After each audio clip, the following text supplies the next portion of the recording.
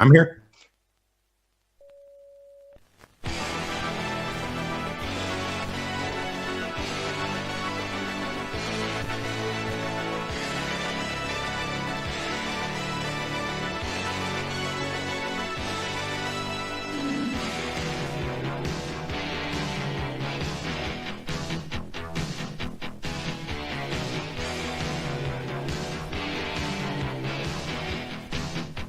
Welcome to the first choice.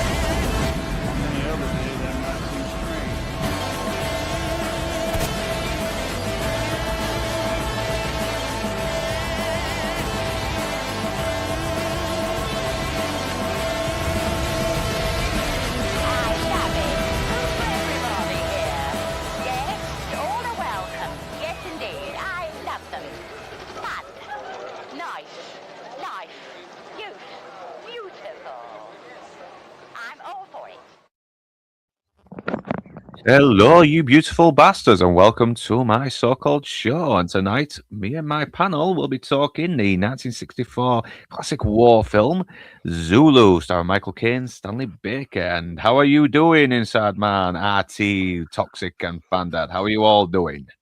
Very good. Yeah. Shalom, shalom, everybody. Jolly good, old bean. Yep, and it was you, Fandad, that suggested this movie as well, which is sorry about that. Yeah, it's really made me admire just how great this film is. I always forget how good this film is until I see it. Film's an absolute fucking belter. Yeah, it is. It really is, man. It's you forget how really intense it can get as well, especially once the battle just keeps going and going, and every single guy is just getting taken down, and they're becoming even more tired as it keeps going on. 36 hours, I think they fought for. So if you've seen that movie 13 hours and you think, fuck me, I bet that was hard. Yeah. Imagine fighting 4,000 troops for 36 hours. Yeah. In the blistering heat. Yeah, and less men than the previous battle as well in Isolanda, where it was 1,000 men and they still got taken down. Well, to be fair though, they were at Sandalwana. They were outnumbered 10. They were outnumbered 10-1, and they were a column in sort of open space, so they were completely at the mercy of the Zulus, and they underestimated them, right? Whereas Rourke's Drift was defense, but they were outnumbered 40-1. Yeah, there was a good point there as well, because I think history buffs kind of mentioned this as well. Like the British lost in Rwanda because they underestimated the Zulus. Well, in Rourke's Drift, the Zulus underestimated the Brits because just a quick correction: is Isiltwani. Isiltwani. Sorry about that. That's all right. Well, me and my British racism. So yeah, Northern doesn't speak Niger very well. He doesn't speak anything very well, to be fair. To be fair. What language is it? Kosha or something like that? No, it is actually Zulu. That's Zulu. I mean, you got in South Africa. I mean, although they have 12 official languages, there are 35 languages spoken, but the four main tribes collectively are known as the Nguni, right? So with the Nguni, you have the Ndebele, the Swazi, the Xhosa, and the Zulu. They're the four main tribes. And there are kind of subsections of those four tribes dotted around South Africa. So that the Tswana, the Sotho, but yeah, so those are the four main tribes, and they're known as collectively known as the Nguni. All right. How do we say the king's name properly then? Ketchawea. Yeah, Quechua. Ketchawea. Quechua. Because he wasn't actually at Rock's Drift, was he? Wasn't it his brother? Yeah, it was his brother. It was his brother actually, who actually, I believe, from my recollection, actually went against the king's specific orders. Attack, sorry, it Yeah. was like he just went and did it anyway, didn't he? Yeah. Did they break off from the main party at I'm going to call it Sandalwana because the Boer guy called it that in the movie. So you had 20,000 troops at the Sandalwana battle, and then about 4,000 of those broke off in an unsanctioned attack against Rorke's Drift.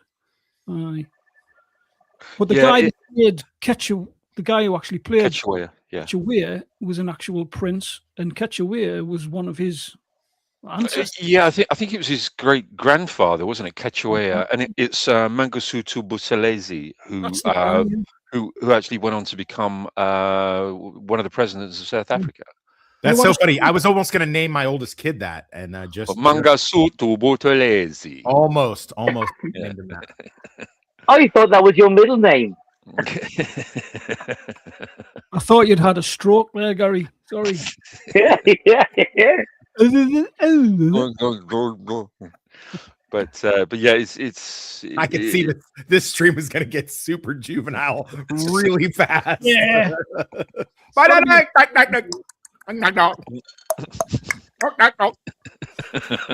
I can't complain about racism against the Welsh in this film because the portrayal of Welsh people is pretty accurate. Yeah. I actually laughed out loud when I heard the line. It was like, we do have a few English infiltrators, but this is actually a Welsh camp here. But we do have a couple of those English infiltrators or something along those lines. I thought that was which is complete inaccuracy, because there was about 150 men out of those. I think there was some 30 odd were Welsh, and the rest were made up of English and Irish contingent. Well, don't you guys, you Brits, you guys own the Welsh anyway, right? Aren't the Welsh belong to you and stuff? Yeah. They were based in Brecon Beacons, but they became a Welsh regiment eventually, I think. Yeah, they were. I think they were originally the Warwickshire part of the Warwickshire regiment, I believe. Yeah. But for whatever reason, all the places to be based in Brecon Beacons. Yeah, great place. I suppose a good place to train, I suppose. You got Pennyvan there, but I mean, it's all the places to base them. Actually, and that's one of the other. Isn't that one of the other inconsistencies with the actual historical events? Is that one of the things is that didn't it happen? It's January, right?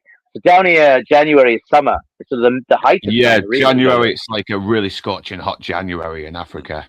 But hang on, Inside Man. Yeah. When is the rainy season in South Africa? Right. Okay. So there's no right. So summer. I mean, we used to have these incredible storms, and you would have in sort of December, January, February, March.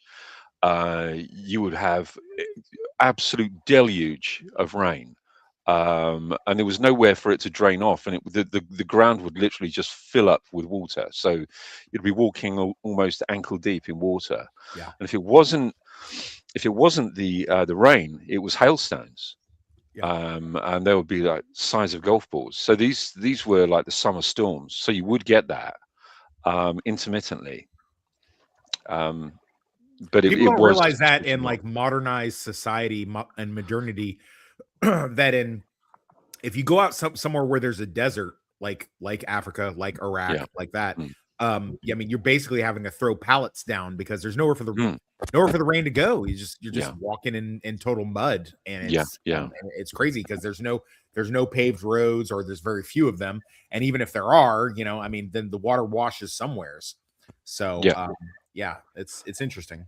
It is. It's a bizarre situation. It's like, in South African landscape, it's a strange old thing. There's such a contrast between like the Cape Province right the way up to Natal, and the Transvaal and the Orange Free State. They're very, very different, very, very different climates and very different geographical sort of features and everything.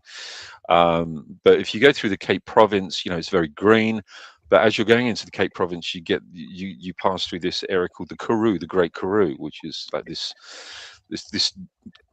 completely sort of flat desert with the occasional little bit of scrub. And when it rains there, you're knee deep, literally knee deep in water, until the rain stops, and then within minutes, the sun comes out and everything drains off. Does anybody else think that Inside Man is missing his calling, doing like travel guides or something like that? welcome to the Serengeti. My name is Gary, and I'll be walking you through. Look at this beautiful, majestic animal right here. Isn't it amazing? He is from the land of Niger, as we call it. And he's good at both basketball and chubby white women. Those are the two things that he has proclivities for. And we'll be following him throughout his day. But yeah, I have a question. Okay, I got a phone call. I'll hold my water for a second. I do have a question. I'm guessing there's still areas in Africa as well that still look the same as well as what we see in the movie here with the I mean, the movie was shot, not a great distance away from Rorke's Drift, but let's just say it's not exactly a walkable distance. It's in the Drakensberg Mountains, called the Drakensberg. It basically means Dragon Mountain, so it looks like a dragon's back, hence it being called the Drakensberg. But I mean, although it really was quite some distance away from the actual battlefield, it certainly makes for a great landscape in which to film. So I mean, the actual battlefield was slightly more open, wasn't it? Yes, it was. Yeah.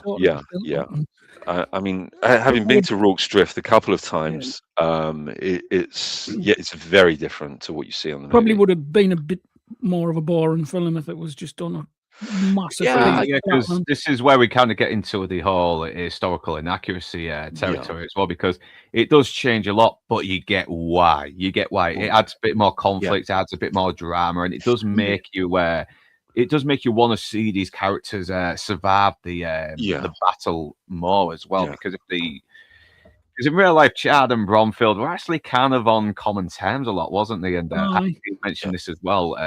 Bromfield was a little bit older; he wasn't that inexperienced, but it does lead for a good, interesting character arc in the movie, especially. Yeah, I think when it comes, look, I know that there are always going to be certain things that crop up when it comes to this movie about the inaccuracies. Obviously, the biggest one is Hook. However, I've actually got a problem with all of the. Right, okay, I was looking. I thought, let's have a look for a documentary today. See if there was a decent documentary. And the first things that come up were, 10 things you didn't know about Zulu, 20 things you didn't know about Zulu, 15 things you didn't know. And I thought, right, okay, I'm going to give them a look. And I realized that the people that were doing these videos, I mean, obviously they were AI voices, but they were undoubtedly, they'd just gone to Wikipedia. They'd cribbed what was on Wikipedia, and they've formulated some kind of AI voice through Chat GPT. Real, low quality. It's really hacky as well. Low effort, really lazy. When I look at the sort of things that you do and other YouTubers do, and you put an awful lot of effort into writing the things that you do to go onto these videos, it frustrates me.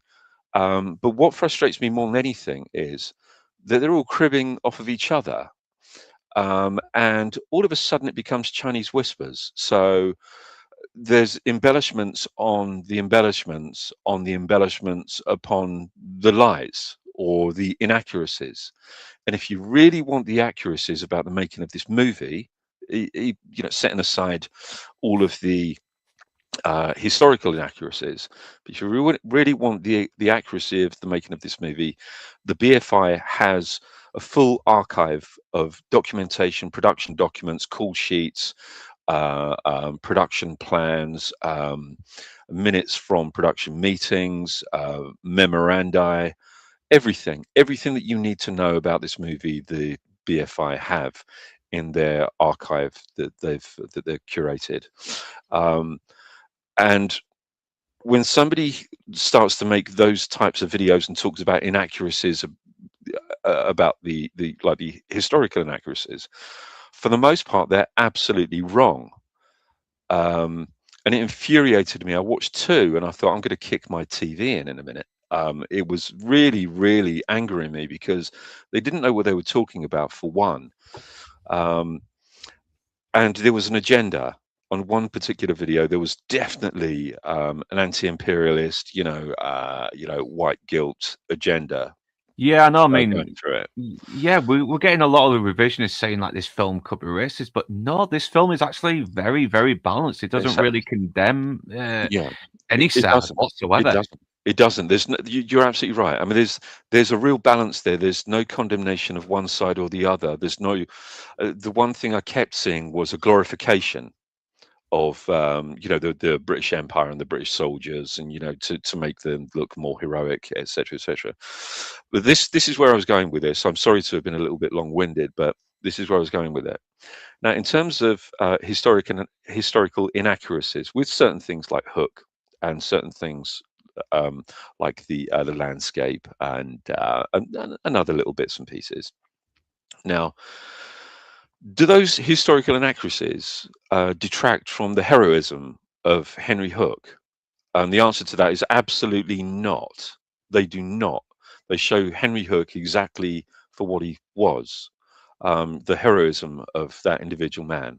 Does it detract from the heroism of any of the other people, any of the other men? And no, it doesn't. Does the landscape really, is it that much of a distraction for so many people that they look at the landscape and think, oh, well, I'm sorry, but, the landscape is actually taking me out of the movie. I'm sorry, that's inaccurate. No, of course, it does not. And there's a difference between you can have the kind of micro accuracy if you want, but there has to be a balance. But what we have is the truth, right? Now, this depicts a truth, the truth, maybe not necessarily the reality, because we can't experience the reality of what these men experienced, but we can experience the truth of what they went through. And I think there's a truth to this, and this is what a lot of people must remember. I'm just going to quickly cite Band of Brothers. If anyone thinks that every single word and every scene and sequence in Band of Brothers is wholly accurate, you are fooling yourself, because they're not. There are exactly the kinds of alterations that are made for that as were made for this. Yeah, because we've been on one of those streams, haven't we, where Yeah, we're talking about a soldier that apparently died, but it turned out he didn't. He had a bit of an alcohol problem, but he lived a pretty long life for a while, and I think we just kind of complained. I think Lance complained most because that they didn't correct it when the DVD came out, because they saw the episode and they complained, didn't they? As like, no, our father didn't fucking die in the war. He actually lived for a good long while. He was a good dad, But that's it. That's just what's happened, and hopefully they might correct it one day. I don't know if they have done now on the Blu-ray. No, it's not been corrected. But like I said, there's a difference between a reality, a realism, or the truth. It's difficult to get both of those crammed in. Something has to give somewhere along the line, because you are telling a story, and there's a truth in the story, whether there are some minor historical inaccuracies. There is an absolute truth in this story, and the truth of the matter is, the men that were at Rorke's Drift, I mean, they performed one of the greatest, one of the most heroic stands against an overwhelming enemy. I would suggest in the history of military warfare. In the history of modern brilliant warfare. as well. I mean, the fact they Yeah. were outnumbered as well, and they had this enemy just closing in, sacrificing themselves as well to make them, to sort of like test their gunpowder, make them make them use up their ammo or something like stuff like that. These really cool, these really extreme tactics as well, just to sort of like win and And in the end, the men still prevailed, despite the fact the odds were against them. There was one thing. Last night, you and I, we had a little bit of a chat, and we were kind of skimming over this for a little bit, weren't we? We were, yeah, for about sort of 20 minutes or so. And I think you mentioned something about the rifles, right, that were used. Yeah, you kind of corrected me because they were using bolt action rifles, and I mentioned that they didn't use they were still using like the lever action rifles, and it wasn't really. What it was this, right? So there was right. So we had a couple of situations. Like 40 years prior, there was a famous battle, as I said, between the Zulus and the Boers, the Afrikaners, right? And it was called Die Strijd van Bloedrivier, right? And it was a huge battle, and the Zulus overwhelmed the Boers. What they did was they stole their weapons, right? And their weapons at the time were muskets, so they were kind of like the sort of Brown Bess type muskets. Okay, so they were muzzle loaders. They didn't have a rifled barrel or anything like that, so they couldn't be considered to be a rifle. So you had to pour in the powder, the wadding, and then the thing, and they just sort of rammed down the lead shot with a ramrod. And those were stolen. Those were purloined, let's just say, by the Zulus, and they kind of knew how to use some of them. And they were stored, but not stored particularly well, and they did use them against the soldiers at Rorke's Drift. But when it comes to the bolt action rifles that are being used, some of the bolt action rifles that are being used here, I've seen on one of the videos that I watched that infuriated me that they said, oh, these were Lee Enfield rifles, and they weren't. They weren't Lee Enfield rifles. The majority of the rifles that were used, both at Rorke's Drift and both on the making of the movie, they wore the Martini Henry rifles, right? So they were the lever action rifles. However, when the Boers started to restock their arms, Germany sent over some early bolt action Mauser rifles, which were intercepted by the British Army and used at certain points when they were low on weapons or weapons were malfunctioning, jamming, etc. So any bolt action rifles that you see in this, they're not Lee Enfield rifles, they're Mauser bolt action rifles. So, so that's and anyone, I mean, they're easy to recognize because they're the Mauser rifle is a very slender rifle. A Lee Enfield rifle is quite a bulky thing in comparison to both the Martini Henry and the Mauser bolt action rifle. So, and that's what they were using.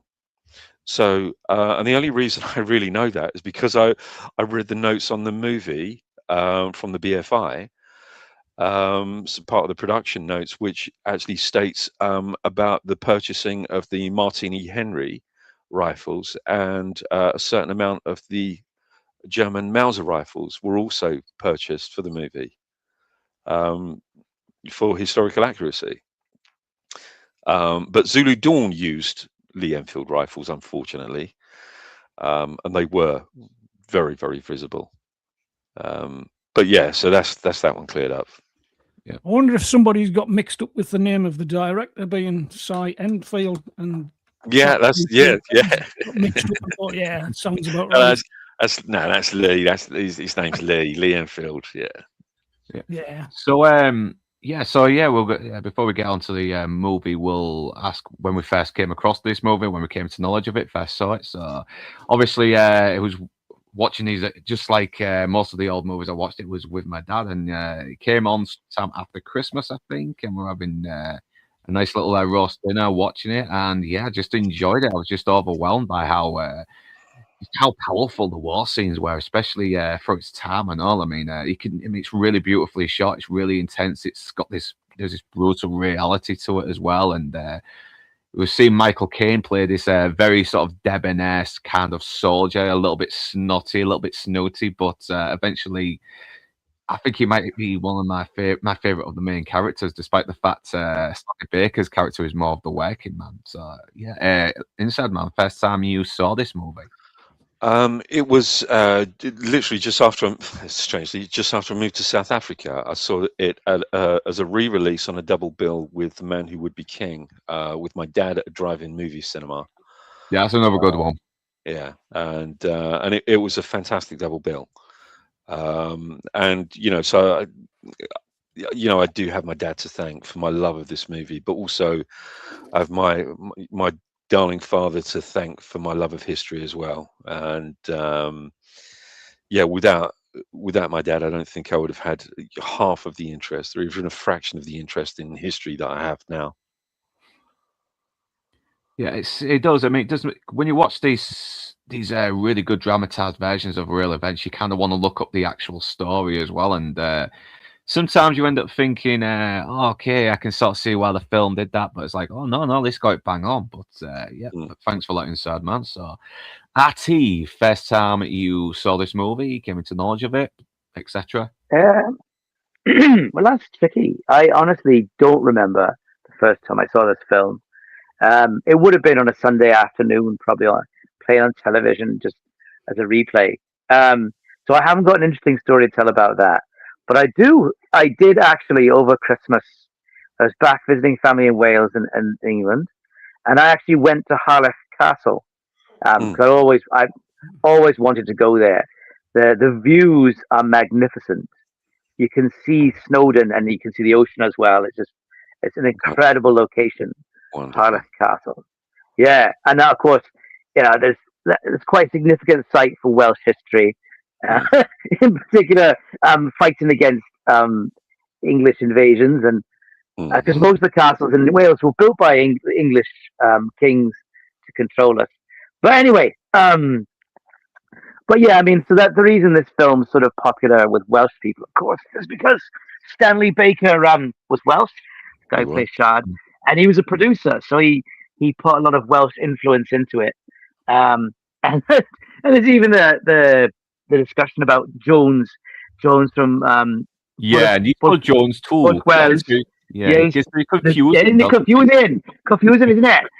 There's Jones from Bull Welsh and Jones from Pwllgwyn, which Wales for unpronounceable place names. Well, not for us, but anyway. So yeah, and that song "Men of Harlech," it's still sung today at football matches from time to time, although probably not the English version. We would probably sing the Welsh version instead. I mean, we do find out that it never happened in real life, but we see why, because it just adds a sense. It adds more of a drama, doesn't it? At the end, the men are all tired, they're beaten, they're broken, they're weary, but they're showing the Zulus they aren't going to go down so easily. They're still going to prevail if they throw everything else at them. And I really although there's no record of it being Men of Harlech that they're singing, there is a written record of them singing to keep their spirits up. So I don't think it's a moral that thing, wasn't it? Keep morale up.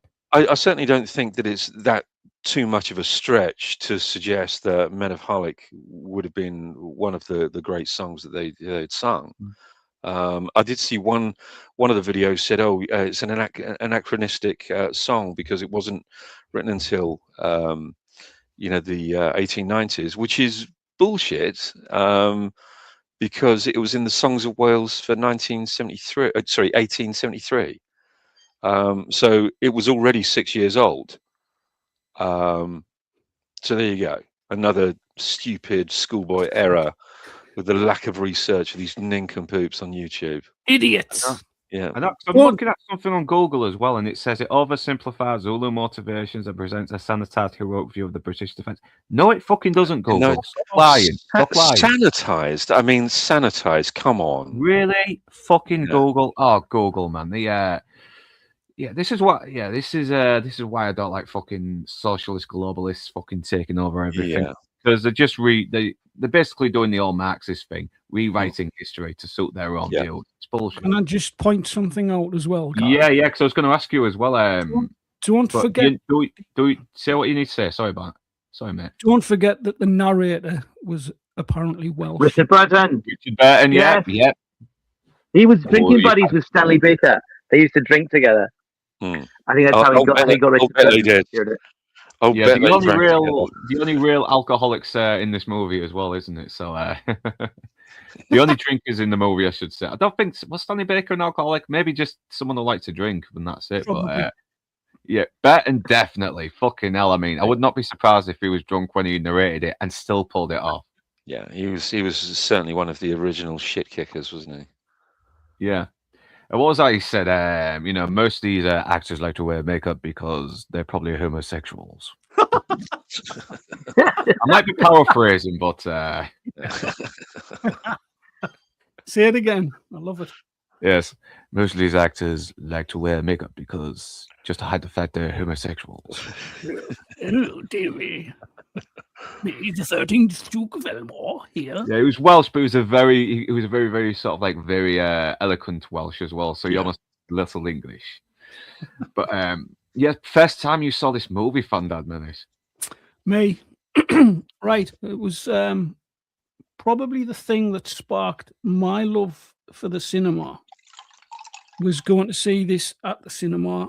I'm trying to think how old I was. I must have been about 5 years old because the cinema we went to, it was the Rialto at Easington Colliery, a mining village. And it closed down during the mid 70s. So this was obviously a rerun.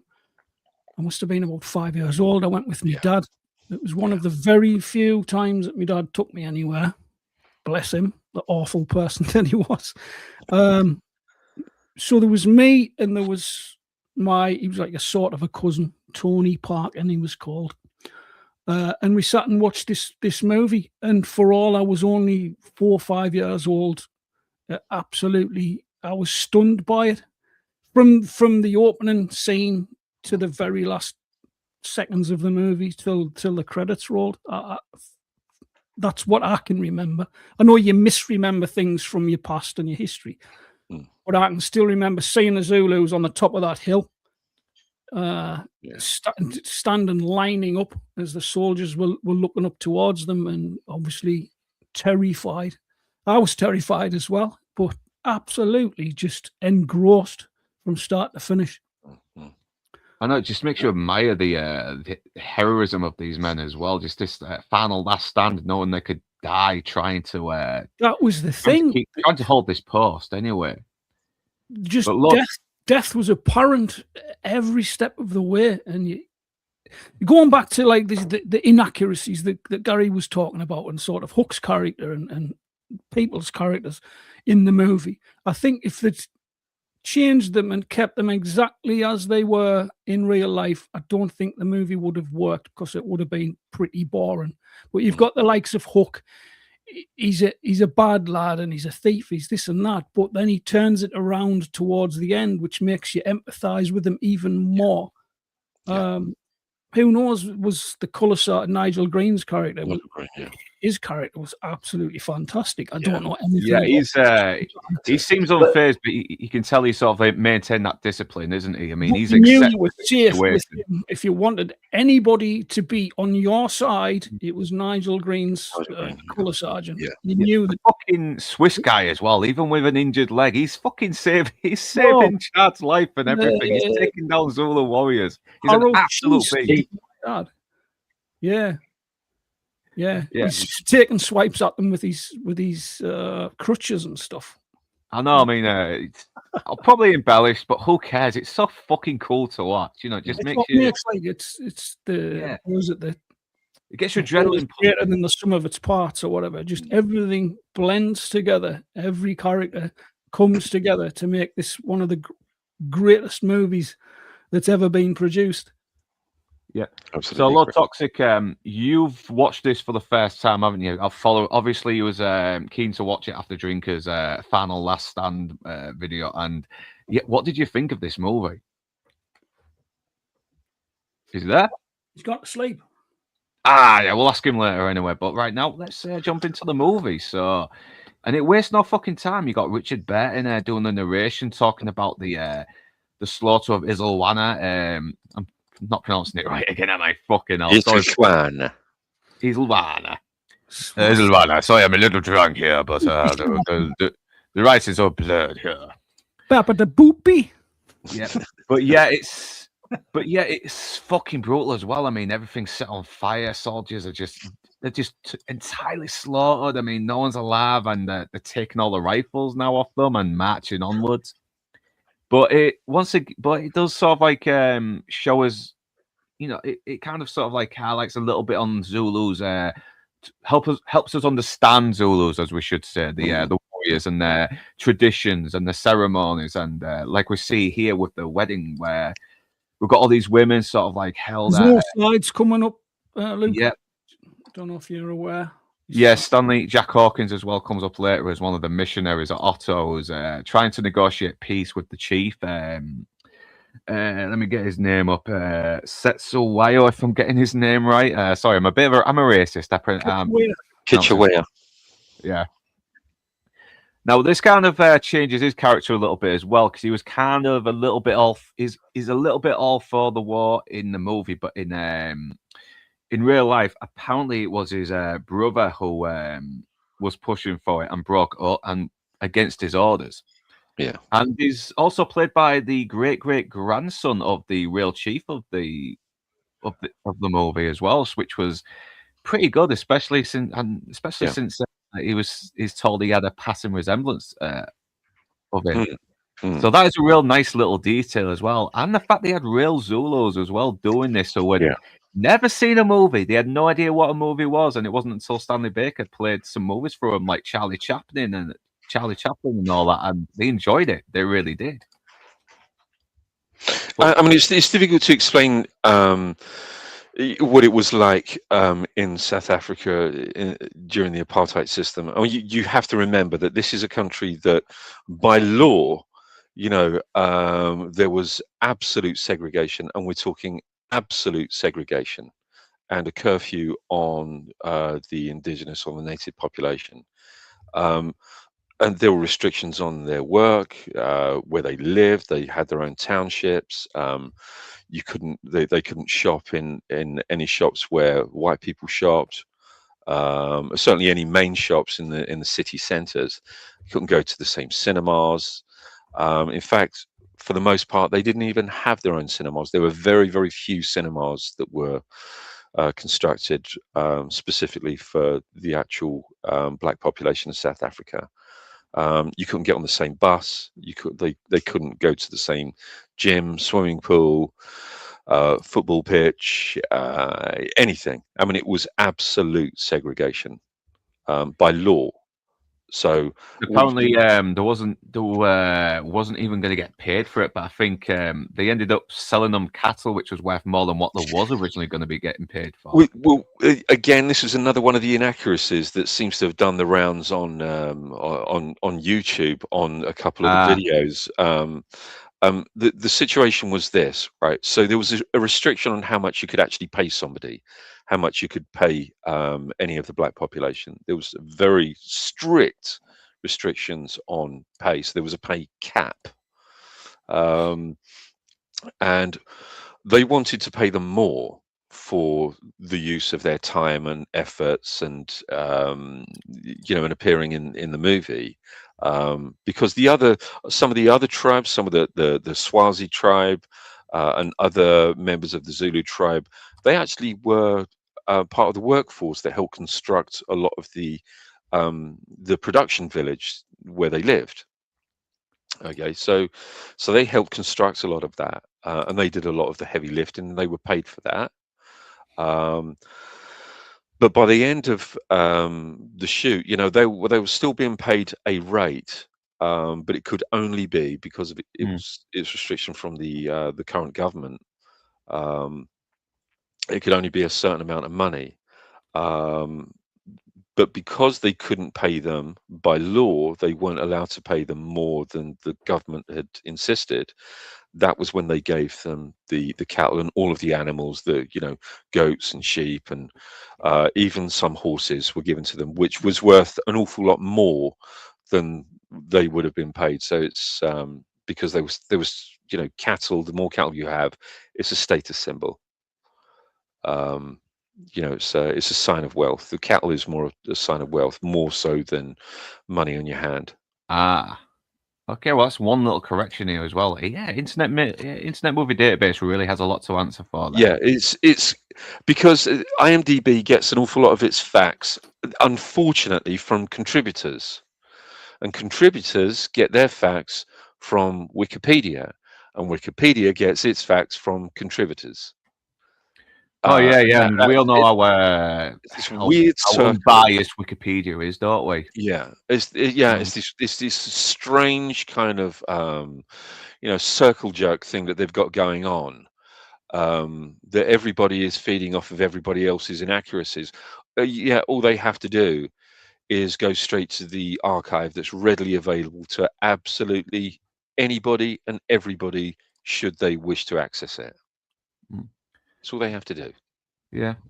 So moving on, what I like about this beginning is it's still behaving like a movie. It's establishing this world, isn't it? Letting you get to know what this world is all about. Even despite the fact that it's fictionalized and everything, it still wants to get it right. It still wants to get the Zulus right and everything, and how people were behaving around that time. And we see this.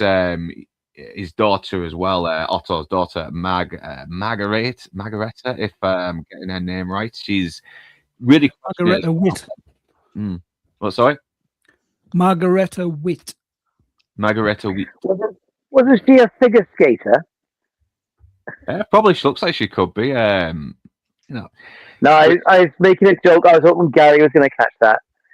Katharina Witt was a famous figure skater from East Germany back in the 80s, but sorry. Of course. Sorry, mate. I'm a bit slow on that. Bit slow on that, mate. Sorry. Come on, mate. Gary. Yeah. Sorry, everyone. I'd just like to point out, what was the rating on this film? Because there's a fair bit of nudity at the start. I mean, in a respectful and not gratuitous, in a traditional way.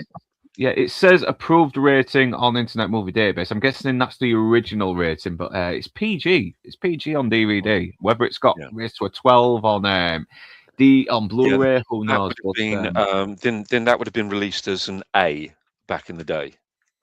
So you had a U. You had a U, an A, a double A, and an X. Well, you could get away with the boobs anyway because it's not really sexualized, is it? It's just mostly it's just highlighting the people's culture, and that's it. Well, I thought the boobs were great. Like it's the first time I'd ever seen any, and I've been a fan ever since. Yeah, I wonder if they still have to get through some censors to actually allow it as well because it's culturally appropriate, something like that, maybe. Yeah. But we are seeing the Zulus through our eyes a little bit as well. She's questioning how girls so young can then be chosen as brides for grown men. Is like, well, and he's sort of like trying to be the middle. He's trying to have a middle ground about this, isn't he? Otto, he's saying, well, in Europe, men do. Young girls are betrothed to rich men. At least here, they're betrothed to brave men. Yeah, because he's also very conflicted as well. How they're celebrating. A man can have so many wives, which is going to leave multiple widows later on. So and he played very well by Stanley Baker as well. He's trying to sort of like he's brokering peace with this guy. He's trying to keep on good terms, and it all goes tits up. Jack Hawkins. Jack Hawkins. Yeah, but it all goes tits up, doesn't it? Once he starts, once they hear the news about the Zulus killing some British soldiers and slaughtering them, and he realizes, shit, well, I've been discussing peace, a war has started, so he has to get the fuck out of there. It's a good introduction as well. It's a good use of the characters other Yeah. people to tell us what is going to go ahead, Yeah. rather than just have a Zulu tribe dancing and whatnot, and then having to use subtitles to tell the audience. Yeah, we never see that, do we? We never see subtitles when the No, Zulus speak because you already know what they're probably saying. You know Yeah. they're saying charge and kill the White Devils. You know, we Yeah. know they're saying that. Well, look, Definitely. yeah, but you realise is they're going to head up to Rock's Drift and take out the men there. So he must warn them, and hopefully he can try and get them to safety. And yeah, one of them tries to stop her, but he orders one of his men to let her go, and he kills the other guy for disobeying his That was fucking insane. But like, so it just shows the power of the unquestionable power of the king. Just like, nah, fuck that shit. Nah, get off her. Right, you stab him. Stab. And he just does it without question. Yeah, I know. It's Brutal. Like, I know. Jeez. But Once that's again, it's how regimented they were. How just, following orders and guidelines and just respect. and it's done visually as well. It shows you just how these people conduct themselves as well. Yeah. And this is where we meet Shard, played by Stanley Baker, and he and his men are trying to sort of get this bridge built, everything. And he's obviously a soldier from Isolwana as well, and he's just come down there to help him with the bridge because Bromfield mentions earlier that if he hadn't come down here to build that bridge, he would have been slaughtered as well with the rest of the men. So. And obviously, we see we've got some locals, some natives working alongside them as well. And they were in as much danger as the British soldiers because they were deemed traitors, weren't they, for working alongside the Brits? Yeah, I mean, this is where some people find it quite problematic because I've heard some commentary on them being called slaves. And they weren't. No, they're just fucking. They seem to be treated as equal. They're hired hands, and I just. But there seems to be a kind of a default attitude. Also, if you see, British imperialist army, colonialist army somewhere, and you have some indigenous population that are working with them, so therefore that denotes that they're slaves, and of course they weren't. But I've seen it a couple of times, and again it's something that infuriates me, that they can't see that they're actually providing the local population with work. They weren't they weren't under the yoke. It's terrible, isn't it? It's like people are trying to sort of ban Gone with the Wind because of how it depicts slavery, but the thing is, a lot of slavers were actually good to their slaves. Not everyone was whipping them all the time. Some actually fucking housed them, fed them properly as well. As long as they tended the fields, whatever, tended the house, it was like, okay, but not defending slavery in any form whatsoever. But we've got to look at context. That's it. I mean, we had servants. We had servants living in our servants' quarters, when we came back to the United Kingdom, people thought that we owned them as slaves, and of course we didn't. They worked for us. But you did give them reparations, though, Gary, didn't you? For all the whippings and stuff. You know what, Fandad? You never on you as much as you should. You always come on with stuff. You fucking homo. You're wasted in real life, man. You're wasted in real life. You need to go on YouTube, Mama. I didn't mean to say any of that. Did that come out loud? Sorry. Intrusive thoughts always win. Carry on. Enjoy your mud pies. Yeah, and look, we've got Nigel Green here as well as Bourne. He's a fucking beast in this movie. He really is. He's absolutely class. He's absolutely disciplined. He's absolutely unfazed. He accepts his situation here, doesn't he? He's a soldier. There's no time to be fucking crying and wondering, oh my God, what the hell am I going to do? No, fucking get on with it. That's what he does. He never flaps. He never flaps once in the film.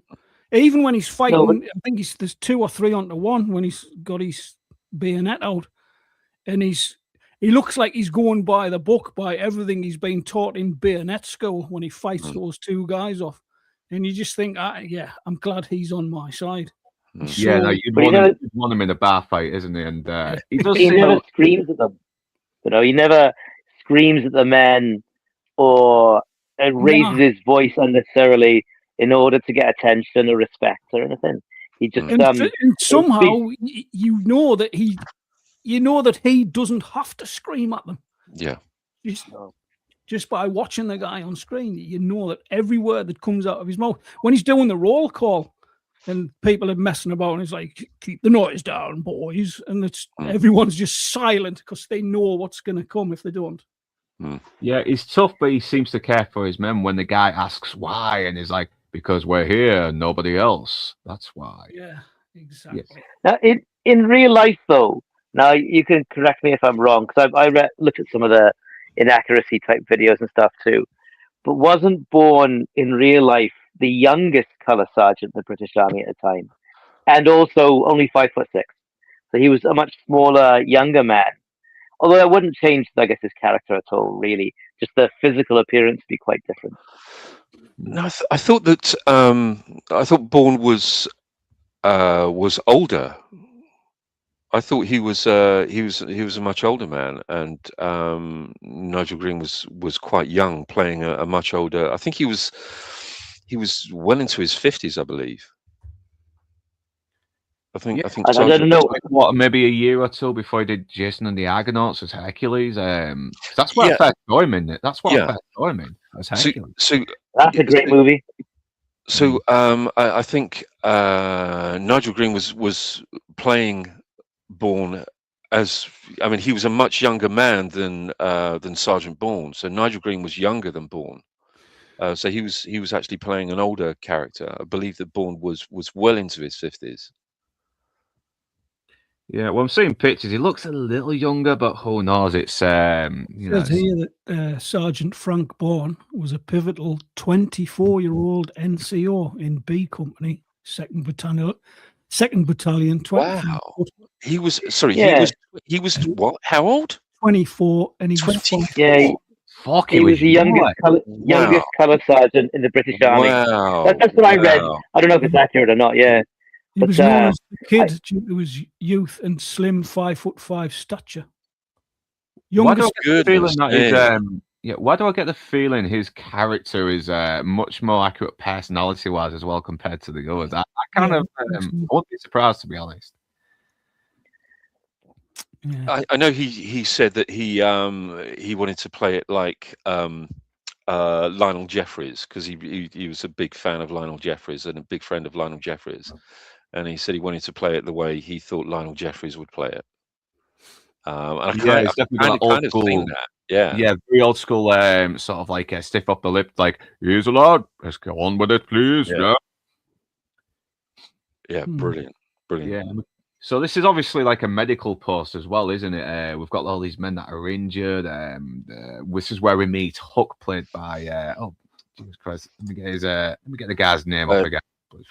Booth, is James Booth. James Booth, that's it. Yeah, James Booth. Yeah, and he really does make a good impression here as well. I mean, once again, this is really good visual storytelling. We're seeing Shad is kind of one of the average guys as well, and he's trying to get this bridge on, and these people are laughing at him. But then one of the other sergeants knocks the people in to try and help him, but. And Booth is we see Booth is just killing off Tam as well. He's doing his little scams on everyone, and we're seeing, and this is how we know how privileged Bromfield is as well, because he hands the rifle to one of his men and has them hunt them, or Cheetah anyway. Yeah, and this poor guy, he takes a long time making his soup, and it all gets fucking thrown on the fire. Yeah, but did you see the state of the soup? It looked like he was boiling socks and vests. Yeah, it's almost bad as Arwen soup in Lord of the Rings. But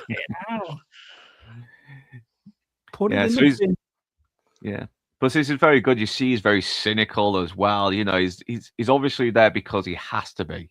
You know, he doesn't want to be there. He's very disillusioned with the old dying for his country kind of thing as well. He's a thief, and we've got this other Sergeant Maxwell who's delirious. He's yelling orders and that, and he's got this fever. Everything from the injury he's definitely on his way out. This guy though, and you can really tell.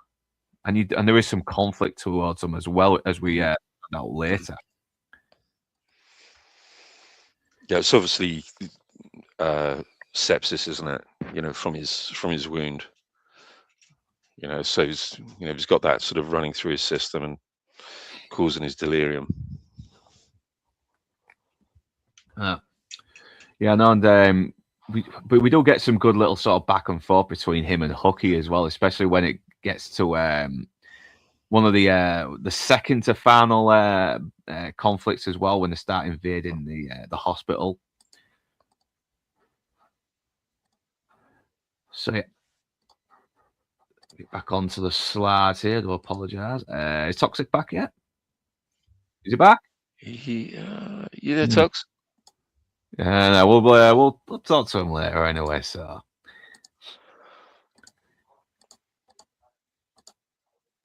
yeah, I made that little fucking joke about him saying he doesn't sound like a corporal, does he? More like a hippopotamus in labour.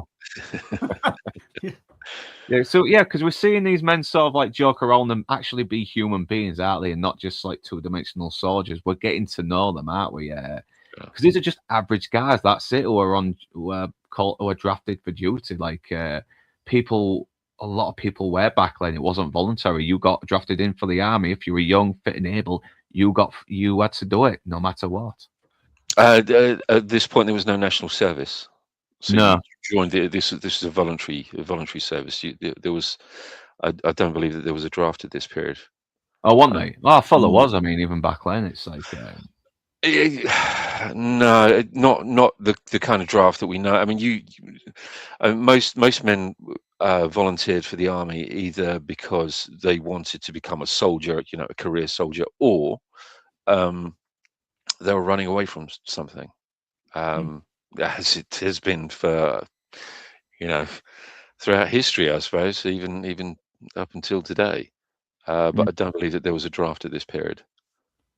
I love this introduction as well, where he just goes up to Shard as well and is like saying, "What are you doing with my boys?" And it's like, "Well, they're building the bridge." It's like, "But why use my men?" It's like, "Well, they're sitting on the backsides doing nothing." It's like, "I wish you'd asked, fellow."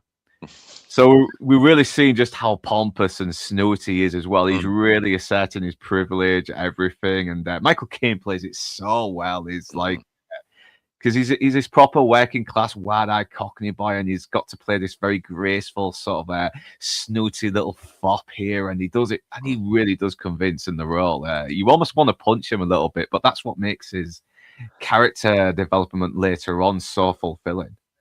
Is this Michael Caine's first proper role? First major role, yeah. First major role, yeah. He was in other stuff, wasn't he? And he was a veteran as well in real life, Michael. Yeah, Korea. Yeah, Korea. He fought in Korea, so he has some experience, and that's why he still manages to make a convincing soldier, even though he's playing someone who's a little bit inexperienced. But I like how he doesn't sort of get it as well when he says, "I'll get my men to polish your boots," and it's like, "There's no need for that." It's like, "Well, I'm not going to do it, am I?" He's not getting the idea that Shard is the kind of guy who would polish his boots himself.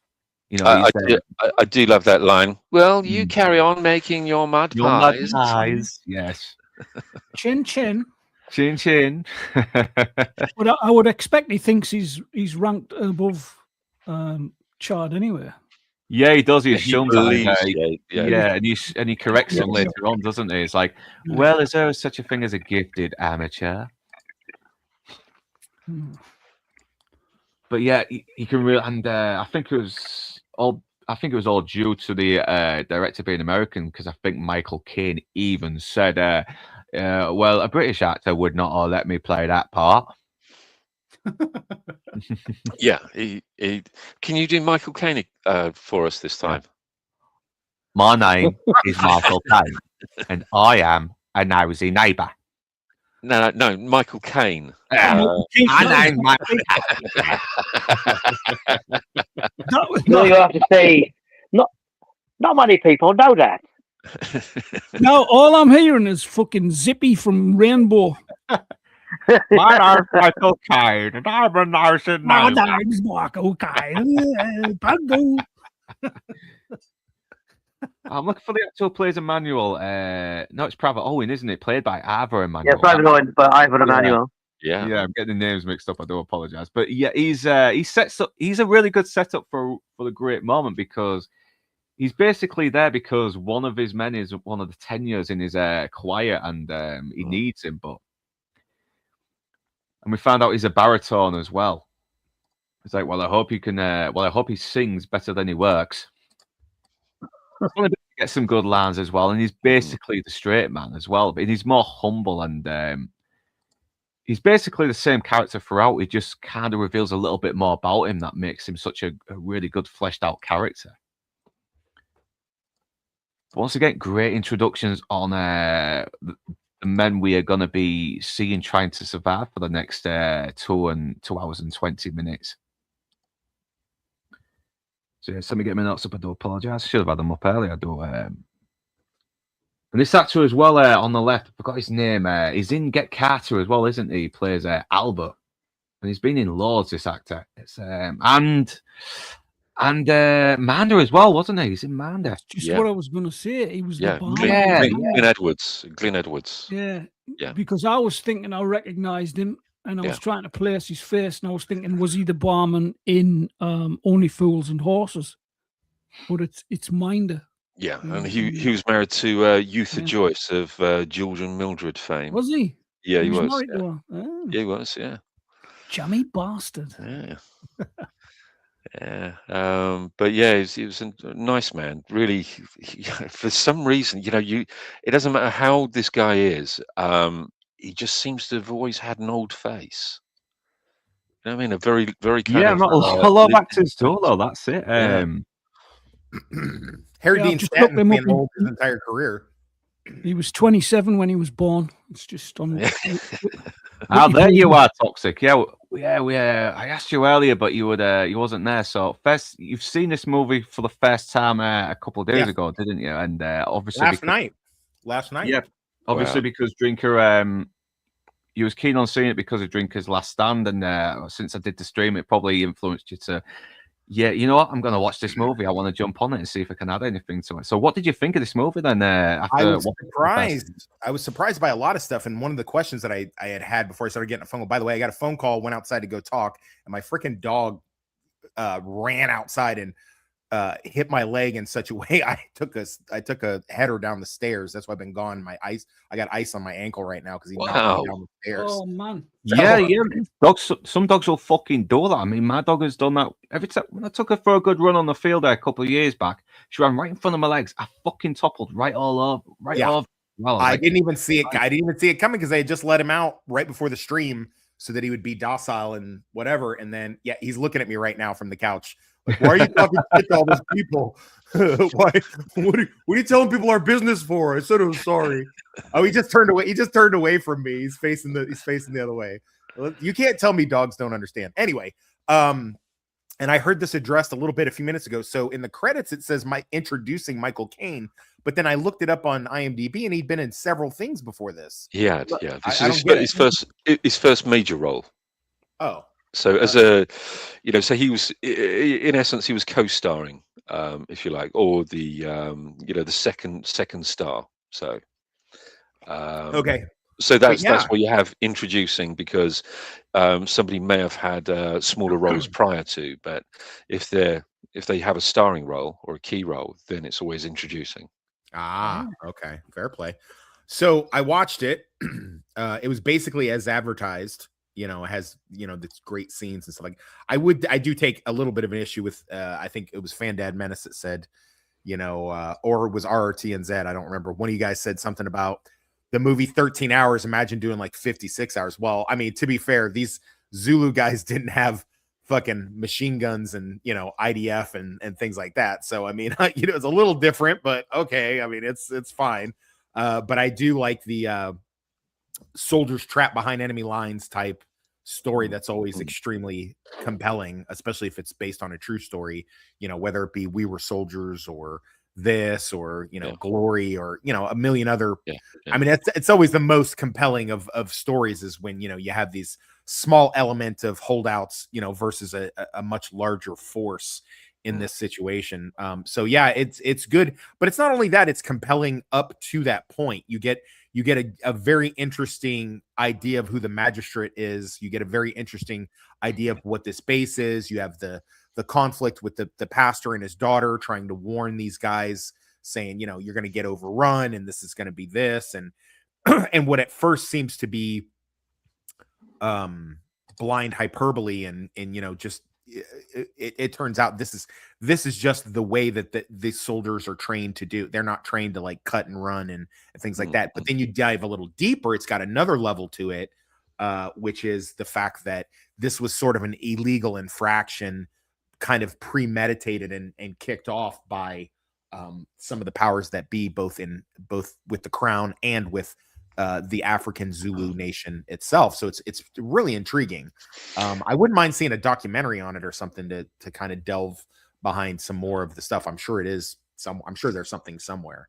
See, I mean, this was, a lot of this, obviously, as they mostly are, these conflicts, about a land grab and moving in and natural resources. But because Rorke's Drift, and there were many other places like Rorke's Drift, named after an Irish trader, James Rourke. It was originally a trading post, and there were many of these trading posts that were dotted around Natal province and up and down South Africa, and they would happily trade with the local Zulu population and the local populations of their area. But of course, as always, what happens is, with expansionism, taking more land, not wanting to pay too much for it, and starting to piss people off, it's inevitable that what's going to happen is that the local population are going to be a little bit peeved at that. So, and it was, I think it was Chelmsford really who he he was quite instrumental in. I would suggest, he's never really been blamed, but I would suggest that he was more instrumental in the situation at Rorke's Drift and Isentwana as well. So,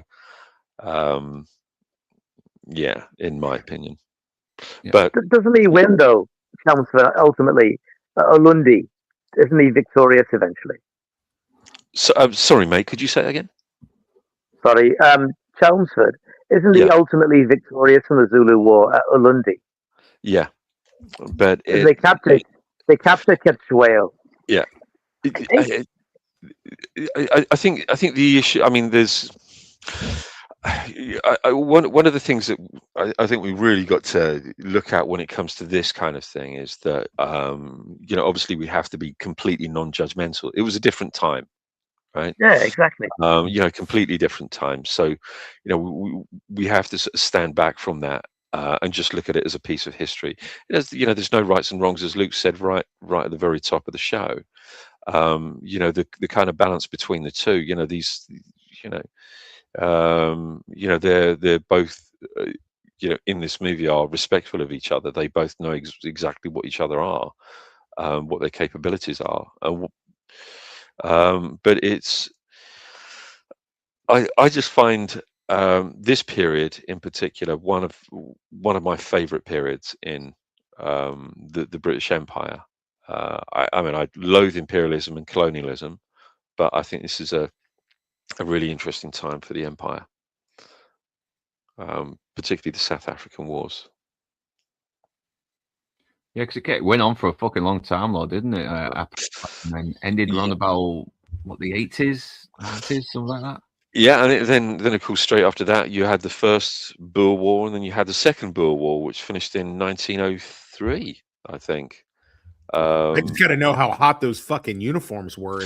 Yeah, you guys don't fucking learn in January as well. I mean, you guys don't learn shit. You guys don't learn shit about fucking wearing red fucking suits and fucking open fucking areas. Like, I've worn this uniform, this very same uniform, literally identical uniform to this. the same woolen tunic, the same trousers and boots, same pith helmet with all exactly the same gear. You know, the pouches and all of the webbing there. And in the extreme heat and in this kind of terrain and weather, it's unpleasant to say the least, because I mean, once you sweat into these things, because they're pure wool, the moment they get wet, they start to stink. I mean, they smell really bad. You know, Yeah, wool I can smells smell those pure- uniforms through my fucking computer right now. Yeah. But when Yeah, you tactics- sweat in them, and they smell really bad. Yeah, I mean, tactics were different back then as well, because I mean, Mm. this is like in the days where you would charge at the enemy. You wouldn't hide for cover and then shoot and try to avoid getting shot, because it's, you know, things were just so different back then. It really was. So this is the scene where Ardendorf comes down to warn them about, you know, the Zulus invading Islwana and well and slaughtering everyone, and he's in total disbelief as well. How the hell can 1,000 men with guns get slaughtered by indigenous people who don't use guns? It's Well, outnumbering them 10-1 probably helped. Yeah, there was Yeah. 25,000 Zulus, so they had a bit of a Yeah. no.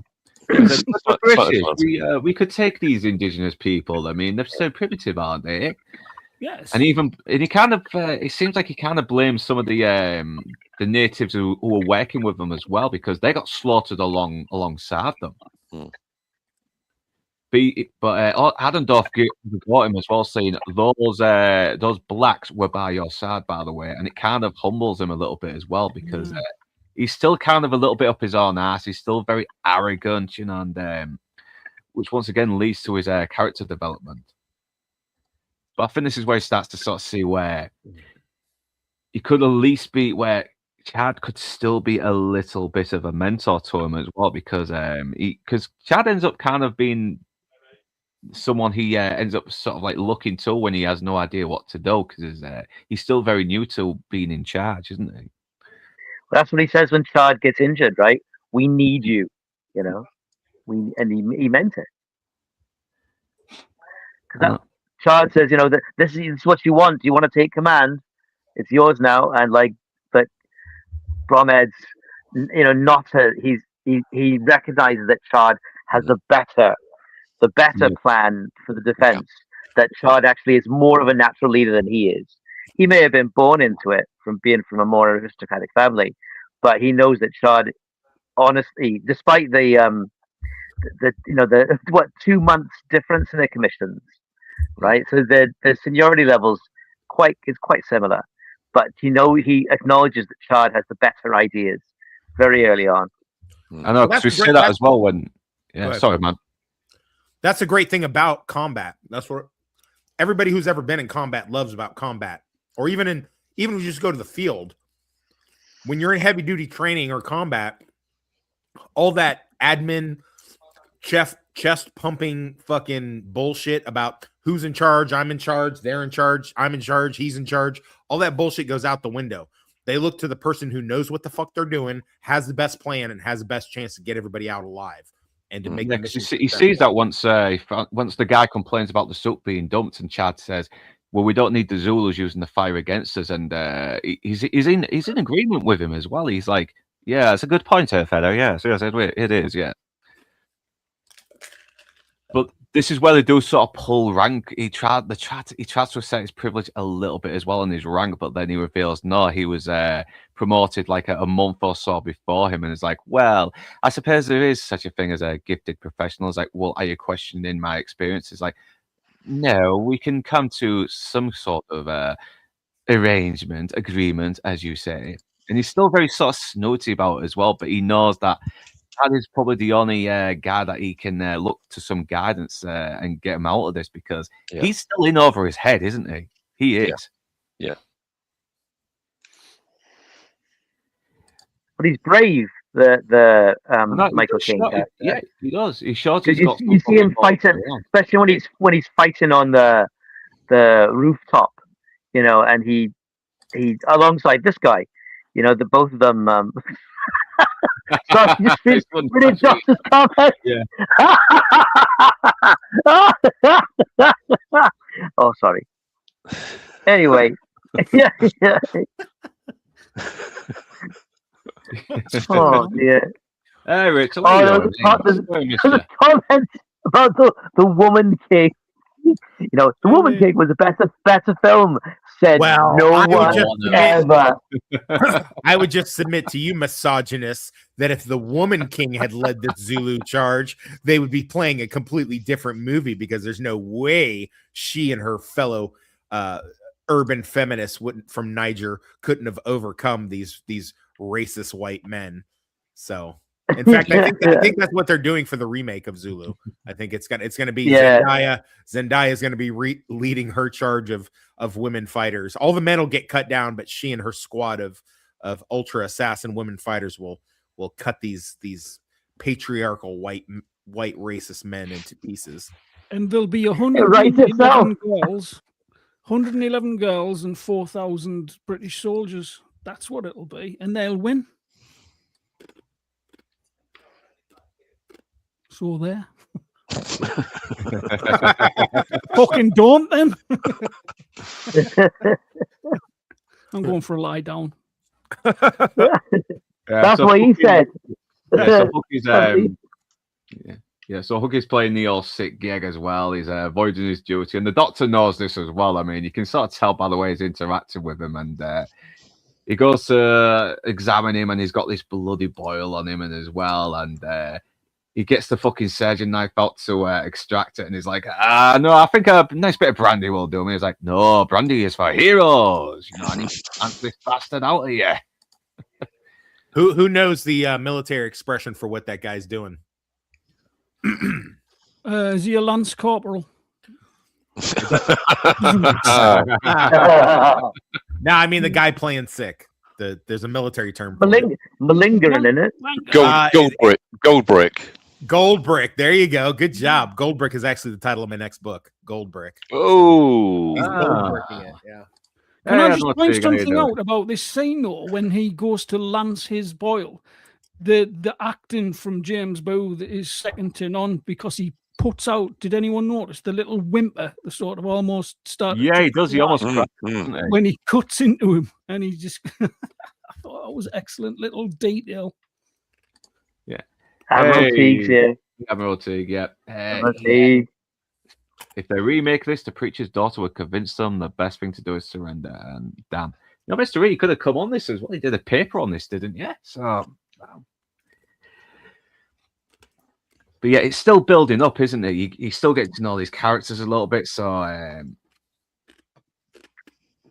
now Otto has arrived as well to try and warn them, to try and get them to leave, and please use those. And he's trying to get them to take the wagons as well and get the sick out of there. But it's looking like they've got no choice, because they can't exactly run, can they? Because they've already had one disaster, and they do have to make a stand now, because it will look bad in front of the crown, and it will upset the civilians eating their breakfast. But practically though, if they cut and run and they're caught in the open, they're dead.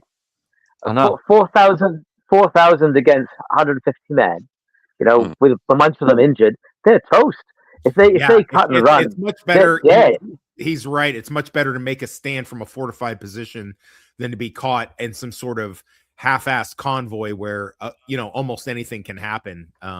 So I mean, if you had a small squad of men all fit for duty, that would be a different story. You could, you know, you could traverse, you could counter, things like that. But if you have, you know, this element, although small for a garrison duty, is too big to be on the move and running and fighting.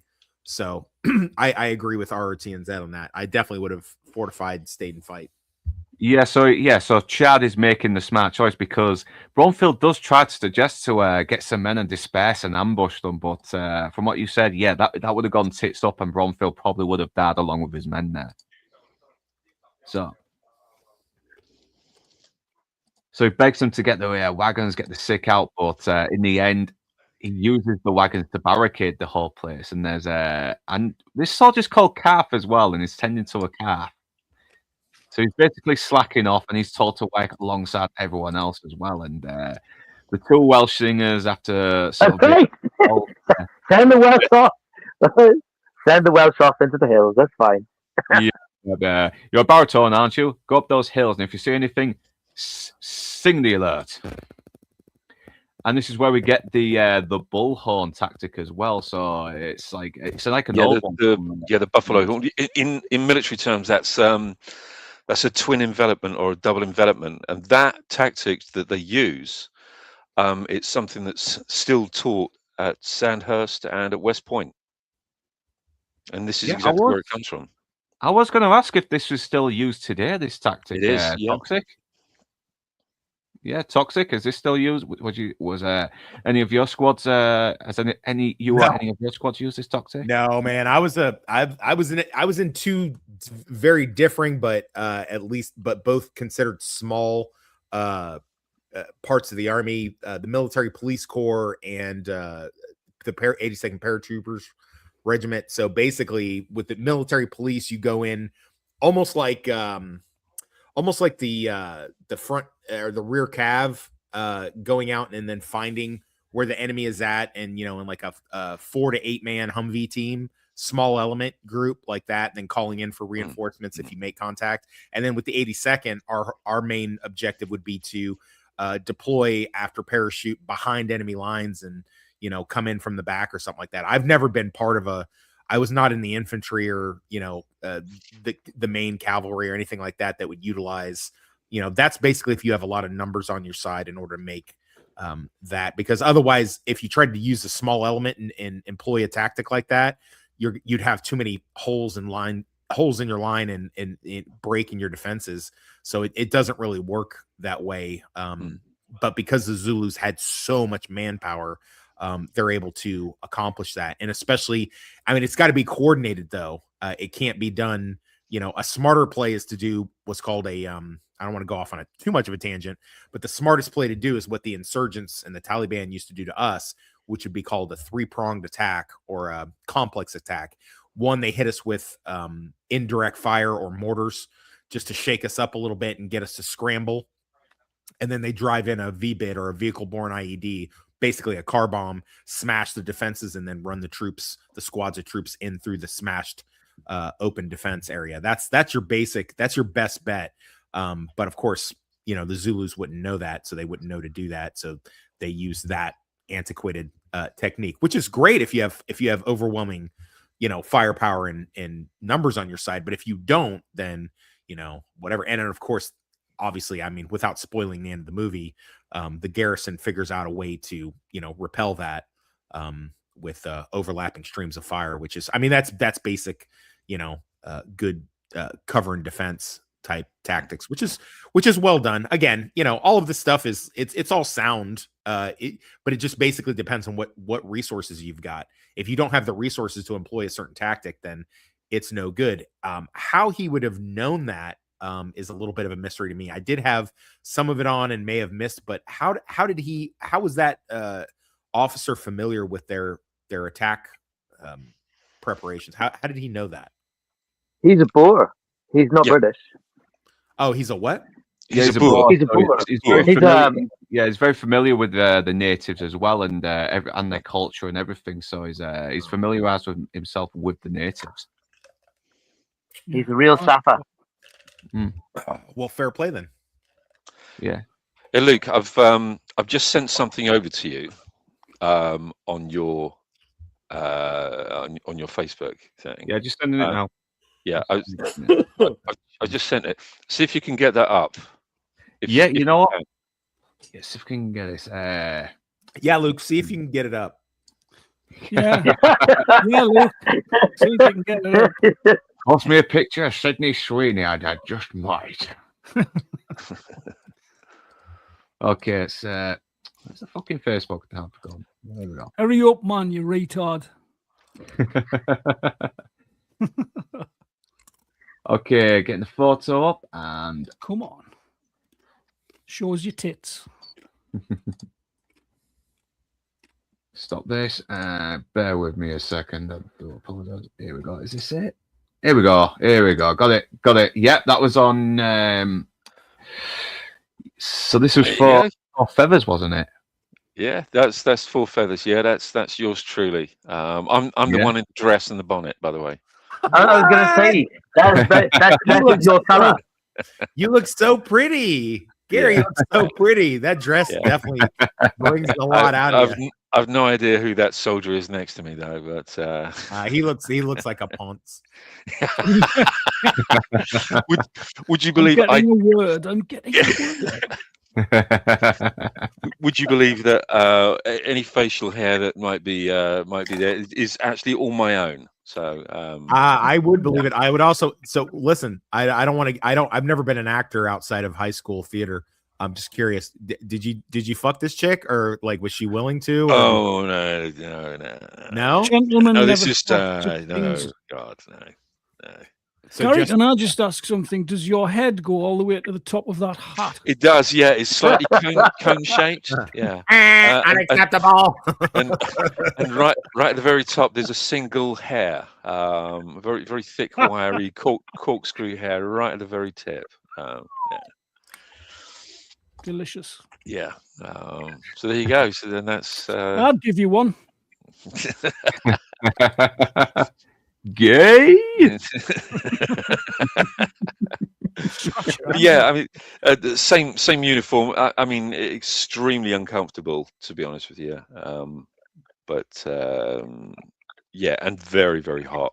So, but especially in sort of desert conditions as well. I mean, you know, if you're out there for serious length of time, I can't imagine what those men must have gone through. What a great Department of the War you guys had. 100 years ago. It's like, I was thinking we might have a garrison and maybe a battle in the desert. What should we wear? Do you have anything that's made of wool? Do you have anything that's hot as fuck? Yes, we do. Don't forget that thermal underwear. I wish we could wear something that would not only put us aside as a big target. Would red work? Bright red, yes. Capital. I have this new camouflage. It's red as fuck. It's in case we bleed, it doesn't spoil. But General, what about what the colonists did to us in the Americas? How dare you speak of that? Shut your gob.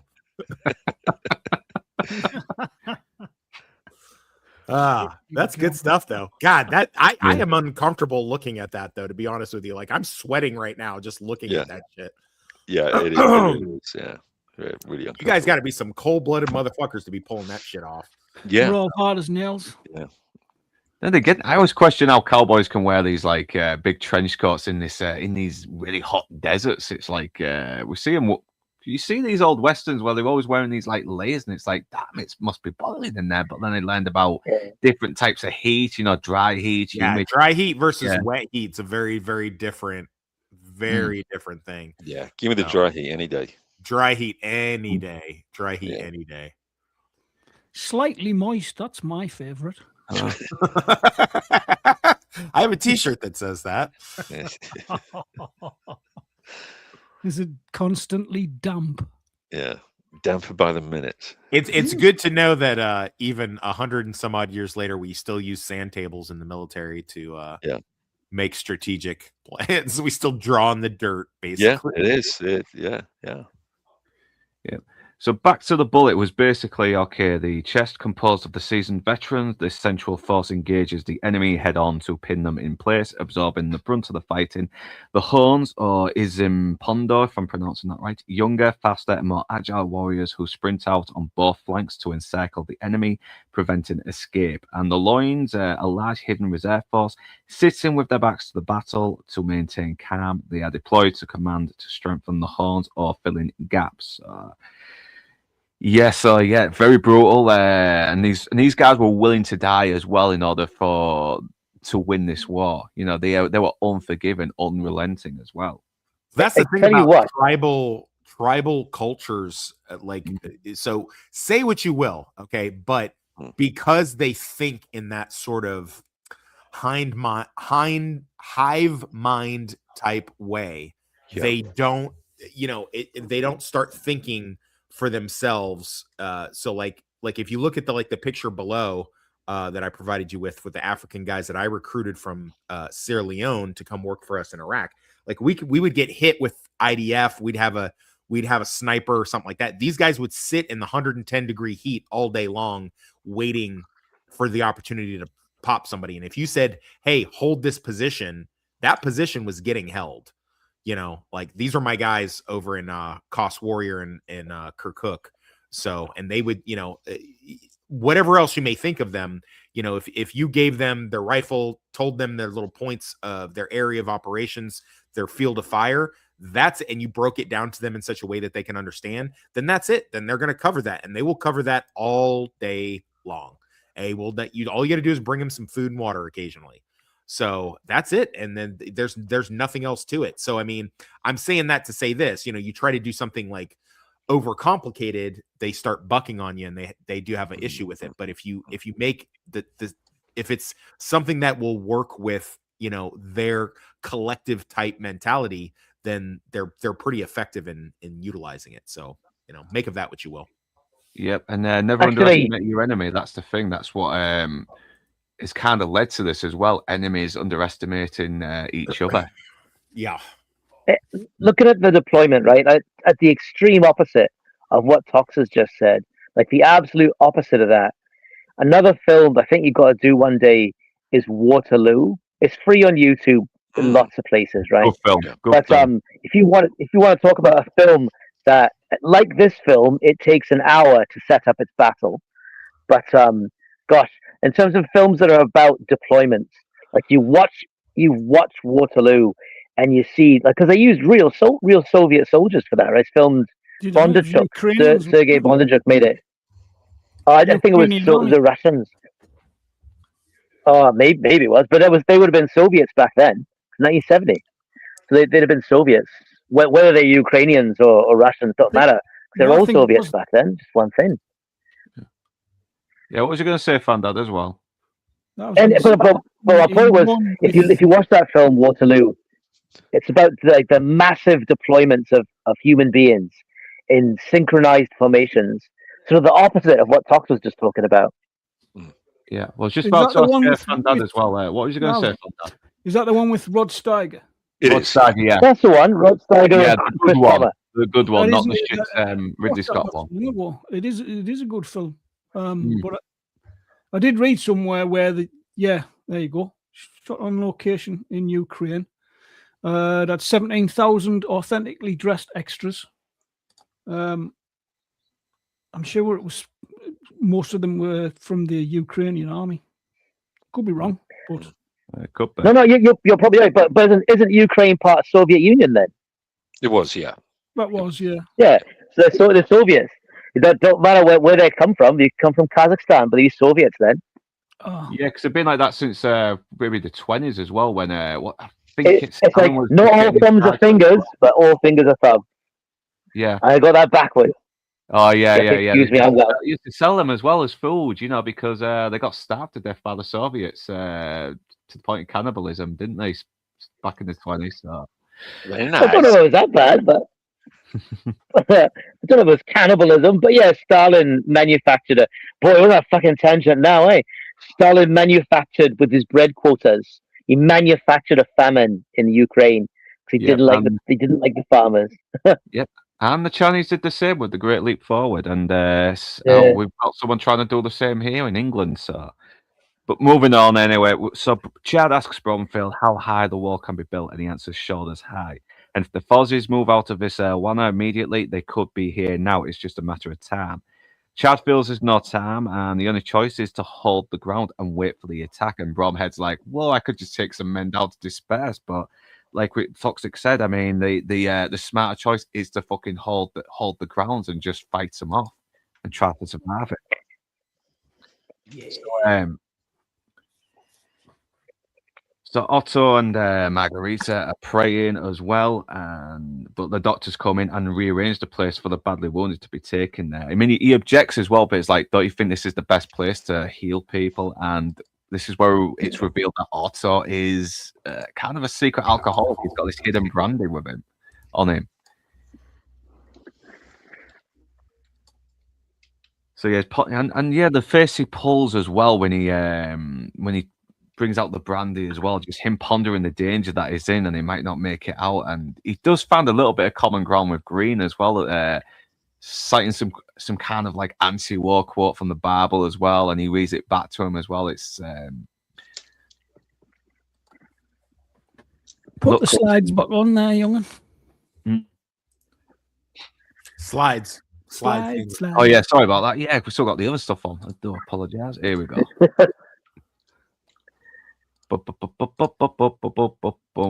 Yeah.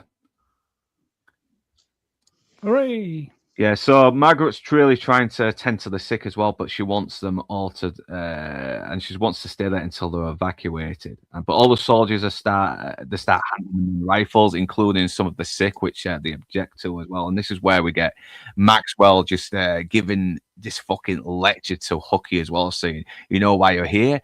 You're here because you're a thief, because nobody wants you." And you can tell you can see the animosity between them, but even when he collapses in his delirium, he still helps him up and puts him into bed. And he has a lot of reasons to hate him as well. He says, "Do you know why I'm here? 28 weeks field service, because I sent money to my wife." And the sarcasm as well, he says to Margarita as well when she says, "What am I supposed to do?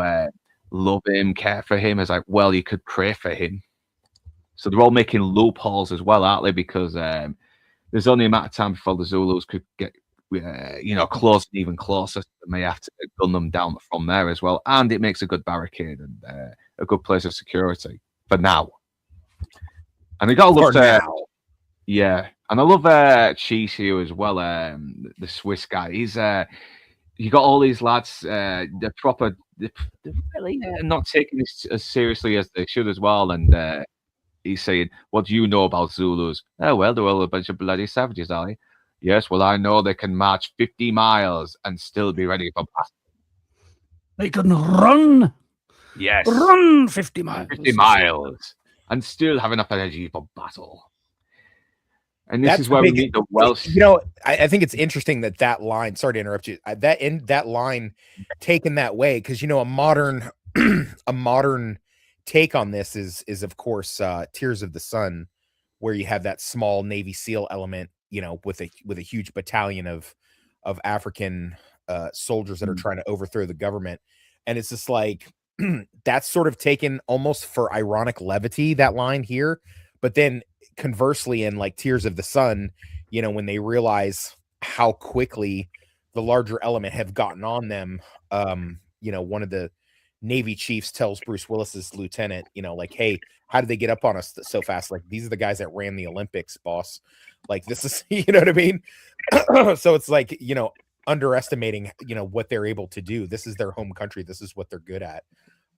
It's strange to me that it seems like the Royals, you guys really just don't get it when you guys go to occupy a nation. You just like not super familiar. I wonder if these rednecks are gonna jump out at us from the woods. Nah, they'll be all right.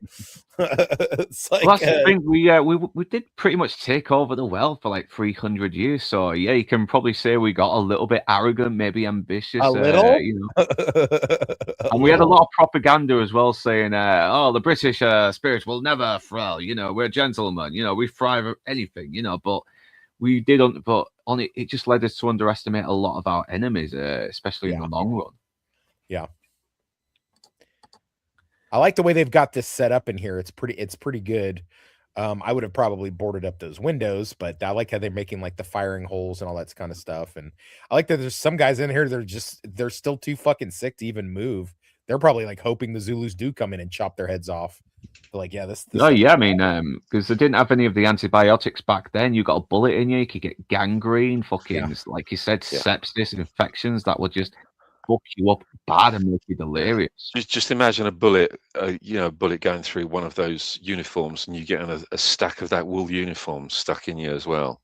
I kind of feel like those uniforms would almost be bulletproof with as much layers as those things have. And it wouldn't spoil the color either. So Yeah, Happy days. I don't think anything short of a cannonball is getting through those things. I might be wrong here, but I think that was the whole thing as well. Because if they got injured, the enemies wouldn't see them bleed. I don't know if I might be mistaken there, but I'm hearing. So you're saying that the Royal Crown military adhered to Deadpool's standard of this is so bad guys. That might be. Bleed. It might be it. Something was in my head playing around that kind of along them lines, and fucking that might be it. Yeah, sorry, I'm sounds logical. Fucking stream. Yeah, It does sound logical though. What sounds logical is getting some fucking homemade liquor and getting this hot preacher's daughter somewhere private right before the fucking Zulus attack. That's what my mind was going with this whole thing. Well, yeah, it does seem like it could be logical as well, the red, because let's not forget we had armies back from 1,000 years ago that would wear these like masks molded in to look like something demonic as well to make their enemies think they're were-demons. It's yeah, it's a lot of weird things. It's one of those things in history that makes facts stranger than fiction, but at the same time logical. But this is where the cavalry comes, and even though they did help in a little bit in real life, no, they fuck off here, don't they? They're just saying, no, we've seen all these Zulu warriors. We'd rather die on our own farms than over here. And Chad really pleads for Bromfield to try and talk to him as well, because they seem to be on they seem to know each other, but Bromfield says fuck all. He's like, well, it's like my grandfather said, when you become in command, you are by yourself. This is where it does really start to get closer to the battle now as well. Everybody's waiting, and Otto's just telling all these African workers to run for their lives, which again never happened, because they actually did stay around for a while, but then they saw they was outnumbered and thought, no, we would get slaughtered for being traitors, so we're fucking up out of here. But in here, it's a lot different. It's like, yeah, this preacher has a choice. Let's just fuck off and maybe go to England and stay in a hotel at the taxpayers' expense. So, yeah. Oh, yeah. Joking. They left to go start their own Leering Center. Yeah.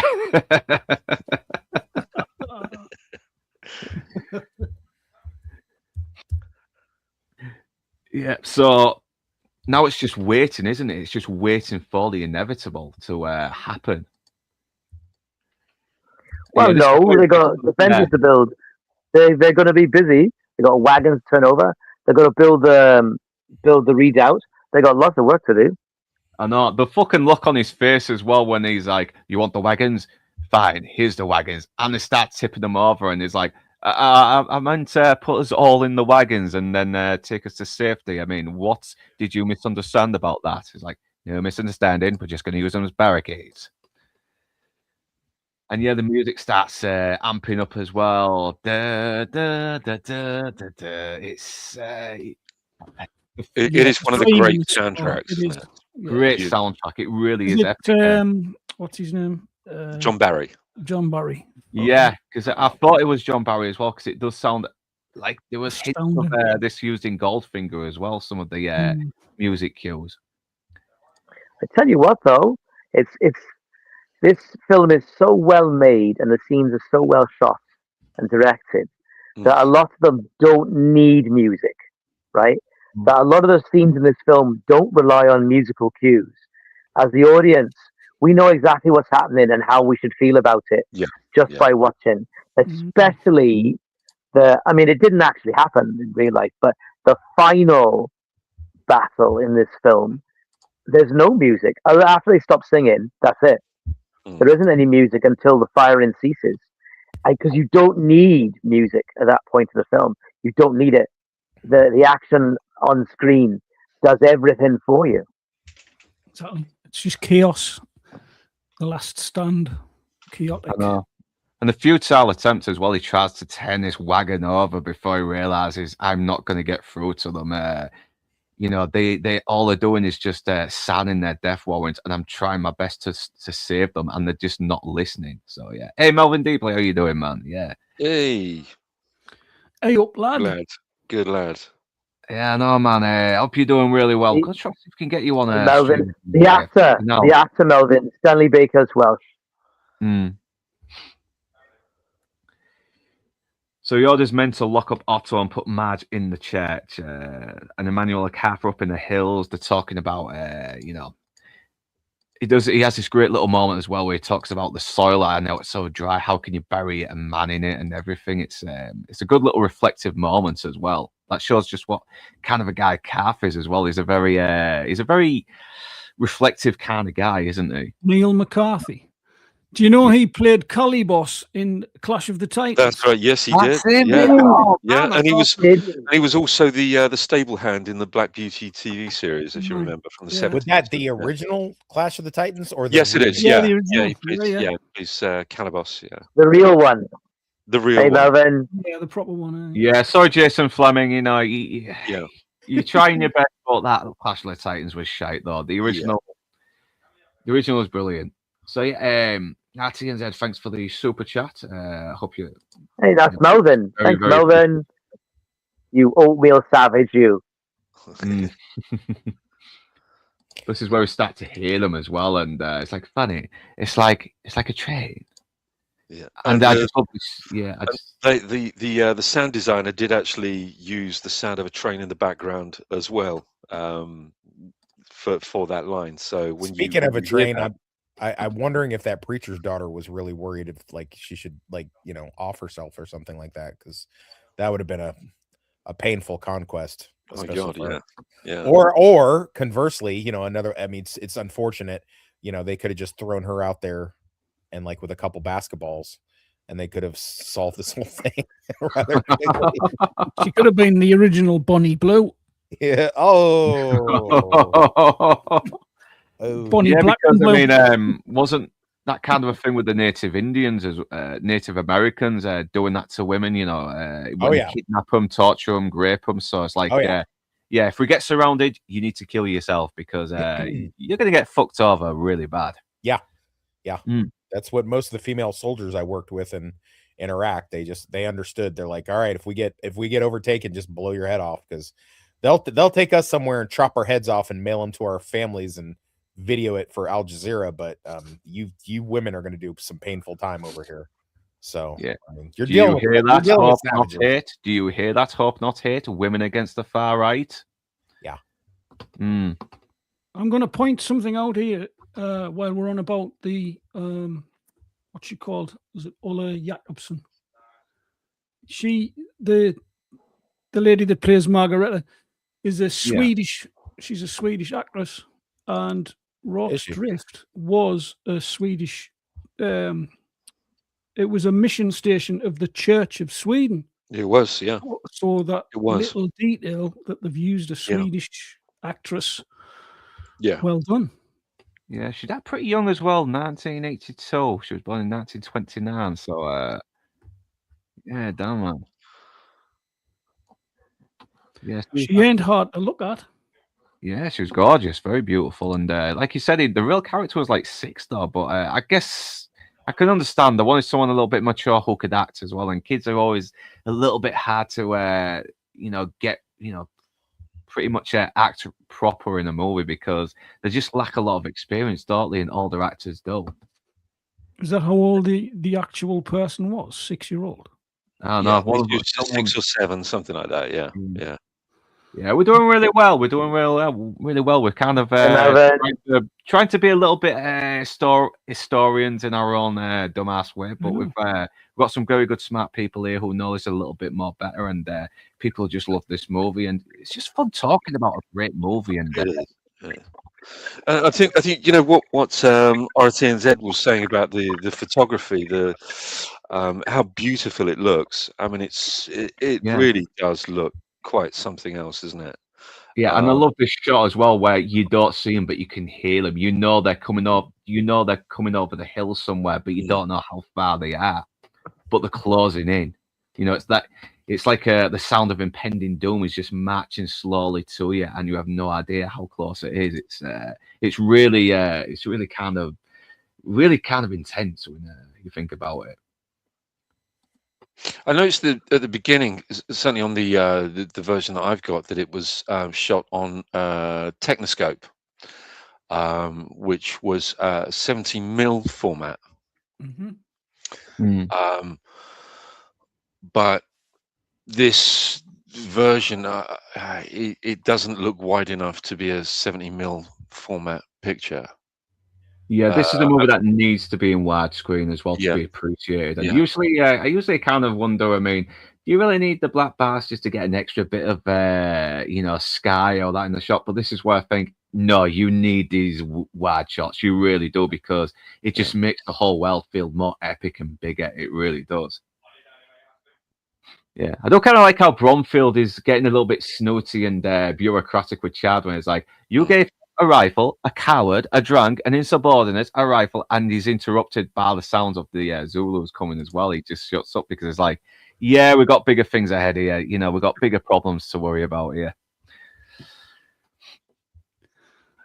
So he gets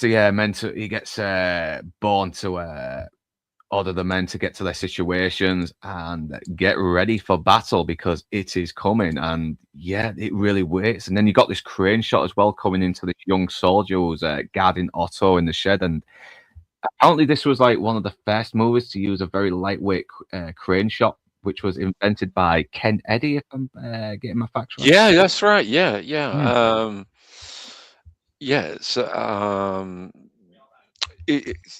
I think there were a few movies that are kind of used sort of modular cranes. So in other words, a crane in pieces, but they weren't really widely used. It was used properly. I think this is the first time it was used properly. It had already been sort of pre-invented, if you like, and never really put to great use. But this was, I think, this was the movie where it really shone.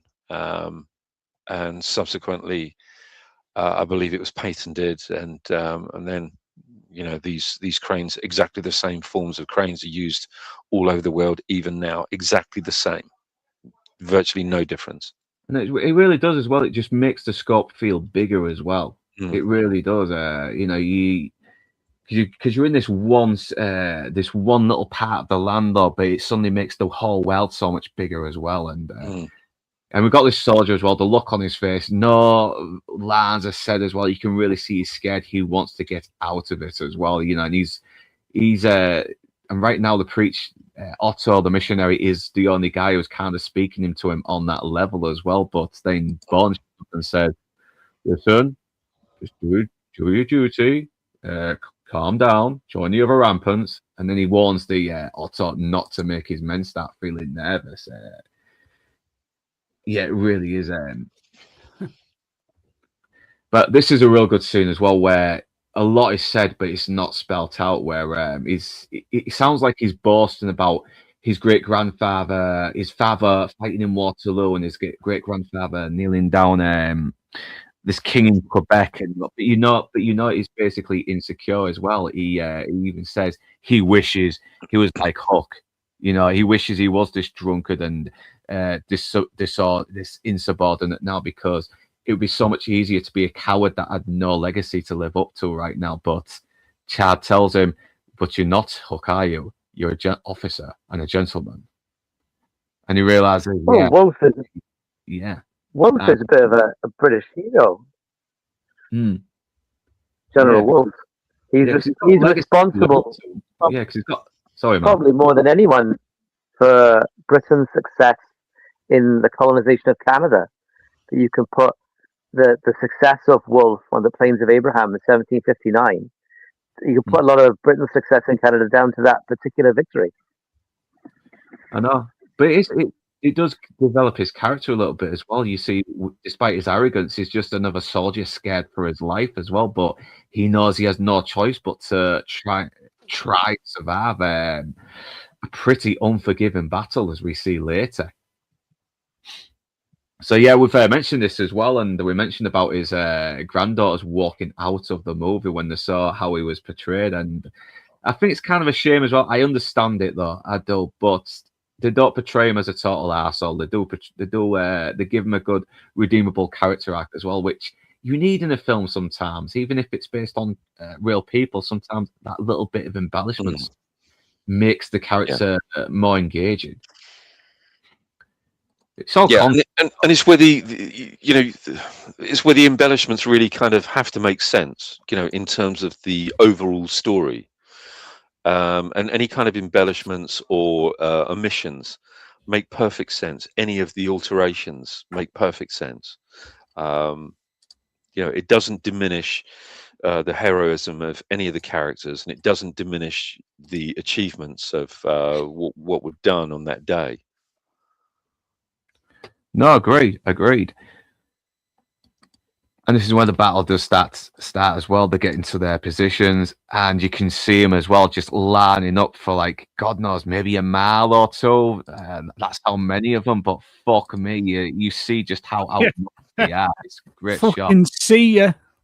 I know, it's like, yeah, No chance.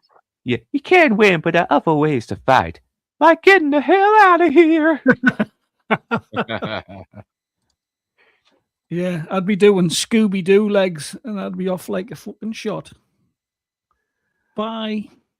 Yeah. Oh, yeah, it was Wolf, his grandfather, knelt beside in Quebec as well. Yeah. So, yeah. But yeah, it's amazing as well. It really does make you feel the danger these soldiers are about to be thrown into, or the danger that's going to be thrown into the soldiers. But we're starting to see how they're acting as well when they're ready for war. A lot of them are sneaking up. They're going undercover.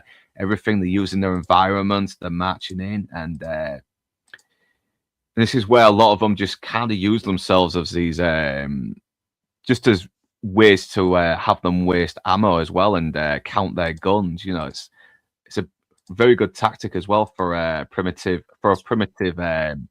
tribe of warriors who are willing to win whatever battle they can by any means necessary, even at the cost of their own lives. And yeah, there's metal fillings, there's Michael Caine's fillings. Yeah. Historically inaccurate fillings. Yeah, but what can you do? Surely they're made of wood. Yeah, I'm a major movie star. Of course, I'm not going to have half my gums hanging out, am I? Hanging off. But of course, the battle is stopped, and it's like 60. We took down 60. It's like, well, that leaves just about 3,940. So a little bit of humor there to add levity, but at the same time, sort of establishing the danger these people are in, aren't they? So they all sing in triumph, but Shad knows that is not the end. So Otto is still ranting. He's ranting his sermons. He's drunk, and Chad orders Bourne to get Otto out, and Bourne orders the men to get Otto out and take the bottle off him. Madge sees what is happening, and they get them both on the carriage because basically they're just causing more trouble now, aren't they? And they're making the men nervous, and it's way too dangerous for them as well. So. And he does this one last sort of like, you're all going to die. You signed warrants, you have. And once again, we get this nervous soldier who we don't know the name of until the end. And it's a great scene as well with Bourne just sort of being this soldier who's accepting his situation and he's willing to go through with it no matter what. He's not questioning why he's there. He knows he's there and he has to try and survive it. Why? Because we're here, that's why, and no one else.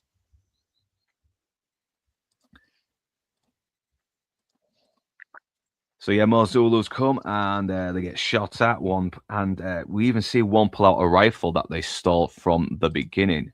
So now they're kind of fucked because they got rifles as well. The problem is, though, they have no experience with rifles, so they do tend to miss a lot, don't they? I think they maybe just get a couple of soldiers with the gun, with the bullets. Did anyone keep count when you watched in the film to make sure they got the right number of British casualties? Because it's only 17 killed and it's 15 wounded, so 32 altogether. But did anyone keep count as you're watching? Oh yeah, that guy. Okay, that's one, that's two. To see if they got the right number. No, I didn't. I didn't look carefully enough, but I wonder if they did. If they got the right number of soldiers. I don't know about the right times, but if they actually got the right number of casualties. Yeah, I hope so. Anyway, but But yeah, Joshua The Ford. Zulus might have been well. keeping count. Right. Sorry, Van Dad. I was saying the Zulus might have been keeping count. I think I saw one with a piece of chalk writing on his mate's back. Just yeah, well, they definitely were, weren't they? Because that was the old thing. Doing it at the in the first part of the battle, wasn't they? They were just walking into gunfire and counting the guns and seeing how they react to to gunfire. So yeah, Joshua was just mentioning something about the facial hair as well, because apparently most soldiers were required to grow a mustache just to look manly back then, and we're seeing a lot of clean faces here, clean shaven faces, I should say. So, oh shit, yeah, he got throat cancer and ended up with a voice box late in his career. Oh shit, man. So Charles Gray's voice was used to do him. I was like, oh, so yeah, oh yeah. Sorry about that, Lord Toxic. How you doing, man? I don't know what happened there. I think he had to go. I think. Yeah. Duck out. Yeah. Oh, I see. Yeah, well, he's got his work, hasn't he? So he's got his work cut out. Yeah. So we do see a few soldiers get wounded as well, because one's pretty much stands up in plain view because he can't see him, can they? And they get him, and apparently. Yeah, he gets hit in the leg, but apparently in real life he was hit in the arm. So, and there's a picture of him somewhere getting his medal, and it's in a sling. But obviously we need him. We need him with a wounded leg so he can be crawling on the ground, handing weapons to his soldiers. One guy gets taken down, and he's badly injured as well. He's asking for his tunic to be undone as well. But it's really intense, and now we get the close-up battle as well, where they just storm right in through the barricades. And look at Bone go as well. He's like, yeah, come on, motherfucker. Try and take me down. You got no fucking chance, yo. Yeah, that was the part I was talking about before, where he's just, he's going to be good in a battle. He's just so straight-laced and regimented. Yeah, definitely one. He doesn't give a fuck, man. He's a total pig. Everyone in this film is brilliant. I mean, even the Swiss guy here as well. He's hobbling on an injured leg. He's got his bandage off, and he still takes some fuckers down. He's an absolute beast. He batters them about with his crutch. Yeah. Do you know what? When I saw him, I felt that I'd seen him before somewhere, and I was trying to rack my brain at who it was that he reminded me of. Is he in The Spy Who Loved Me? No, I don't know. Well, possibly, but I don't know if any of you's played Tekken, the video game. Oh yeah, definitely looks like the main guy from Tekken. Oh yeah, I got that as well. I think he might have been in Spy Who Loved Me. I think he's like the second guy we see Jaws kill. I might be getting mixed up with another actor, but he does look like him as well. And yeah, Charles Gray, he played Blofeld. He played I forgot the character's name in You Only Live Twice, but it was like the spy, wasn't he? Who was being in Japan. He's like James Bond's contact. Let's stirred, not shaken was right, was it? Yeah, Maud Adams as well. Yeah, Maud Adams. She was Scaramanga's squeeze, and she was Octopussy. And, definitely the Bond girl that Roger Moore should have ended up with and not done A View to a Kill. Definitely. But once again, it's really intense as well. There's no slick John Wick style choreography or, or jujitsu or anything like that. No, it's just pure fucking savage, trying to survive and just taking everyone as they can. It's like the British gentlemen officers going full on savage as their enemy as well in order to survive. But the choreography is quite spectacular, though. I know, but it doesn't look choreographed as well, which is good. It like these men really are trying to fight to survive here as well. For their lives, yeah, because I like how the fact that they are just swishing their weapons at them as well. They're kind of looking like they're about to hit, then they're flinching because they think the enemy's going to hit them, but which is a lot more realistic. It's very much like the duel, the move. What's that Ridley Scott film where they have a duel anyway? Is it called The Duel? The Duelist. The Duelist. That's it. Yeah, very much similar to that. We need more sword fighting scenes like that because people are hesitant as well in real life, even when it comes to throwing a punch. But so Chad as well, he gets fucking knocked down taking 2 Zulus. He's badly injured as well. He's got a head injury. And And I love how Bromfield just goes right to his rescue as well to save him. He's showing just how brave and tough he can be as well, despite the fact he's inexperienced and he's just as scared as they are. But he fucking comes through, though. It's a really good part where his character evolves. And he has kind of found this friendship with Chad here as well, despite their differences. He seems to be the only guy who's willing to listen to him and actually empathize with him a little bit as well. And this is a great moment that's done visually as well, because even the doctor curses him, saying, "You brought us to our deaths," and he's thinking, "Yeah, maybe Otto was right here. Maybe I have done this. Maybe I have signed our death warrants, and we probably should have run. Fuck what the Crown thinks. Fuck what our reputation would be. Would it be worth? Would our reputation be worth the survival of our men?" It's all done without him saying a word, and I love that. And once again, this soldier says, why, just before he dies. And we found out his name was Cole. Just a paper hanger. A dead paper hanger now. Poor lad. I know. He's just a young lad. Young scared lad. He died quite young as well, the guy that played him. Gary Oh, Bond. yeah. This seems something like 55 years old. There would seem to be a lot of the cast passed away quite early. The guy that played Ardendorf was only 47 when he passed away. Yeah, it's like these actors back in the day didn't have dietitians or people giving them workout tips, because you get a lot of actors who are like teetotalers now, don't you? A little bit, unless they're on cocaine a lot. But well, they're obviously all heavy smokers, especially Jack Hawkins. Yeah, he really was a smoked in his sleep, I think, didn't he? Have a special machine. Yeah. A lot of times they were fucking, heavy drinkers and smokers. But Jesus Christ, they got the job done, didn't they? Yeah. Probably because of the alcohol. Yeah. So the Zulu chief orders retreat, and Bromfield orders the North Wall to hold their fire. But now the guys are forming at the south, and Bromfield thinks they're going to attack both sides. But Ardenoff, it is to probe one side and keep the other pinned. So now the south wall has to deal with more charging warriors, and they have to sort of like sacrifice some more men as well, even though it kind of compromises the other side of the wall. But yeah, they still keep going. The fight just gets more intense. Even the soup guy gets killed, and it's damn man. He just wanted to make soup, the poor bastard. But yeah, that's war though. Even people who are warriors get killed. It's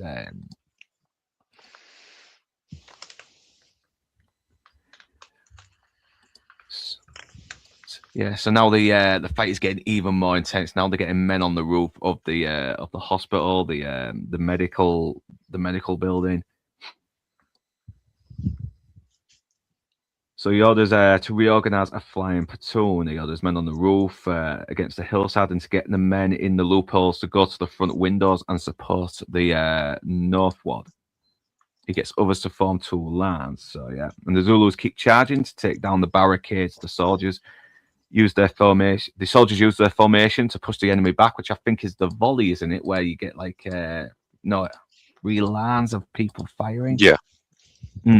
Yeah. And this is where Shad finds the calf is dead, and it's never really established how it died as well. Was it accidentally killed by the rifle fire by the Zulus? And this is where a Welsh soldier saves the day, because you'll notice that when he goes back, this scene here, he leaves the castle pen improperly fastened, which allows the stampede to interrupt the Zulu charge. So, you're welcome.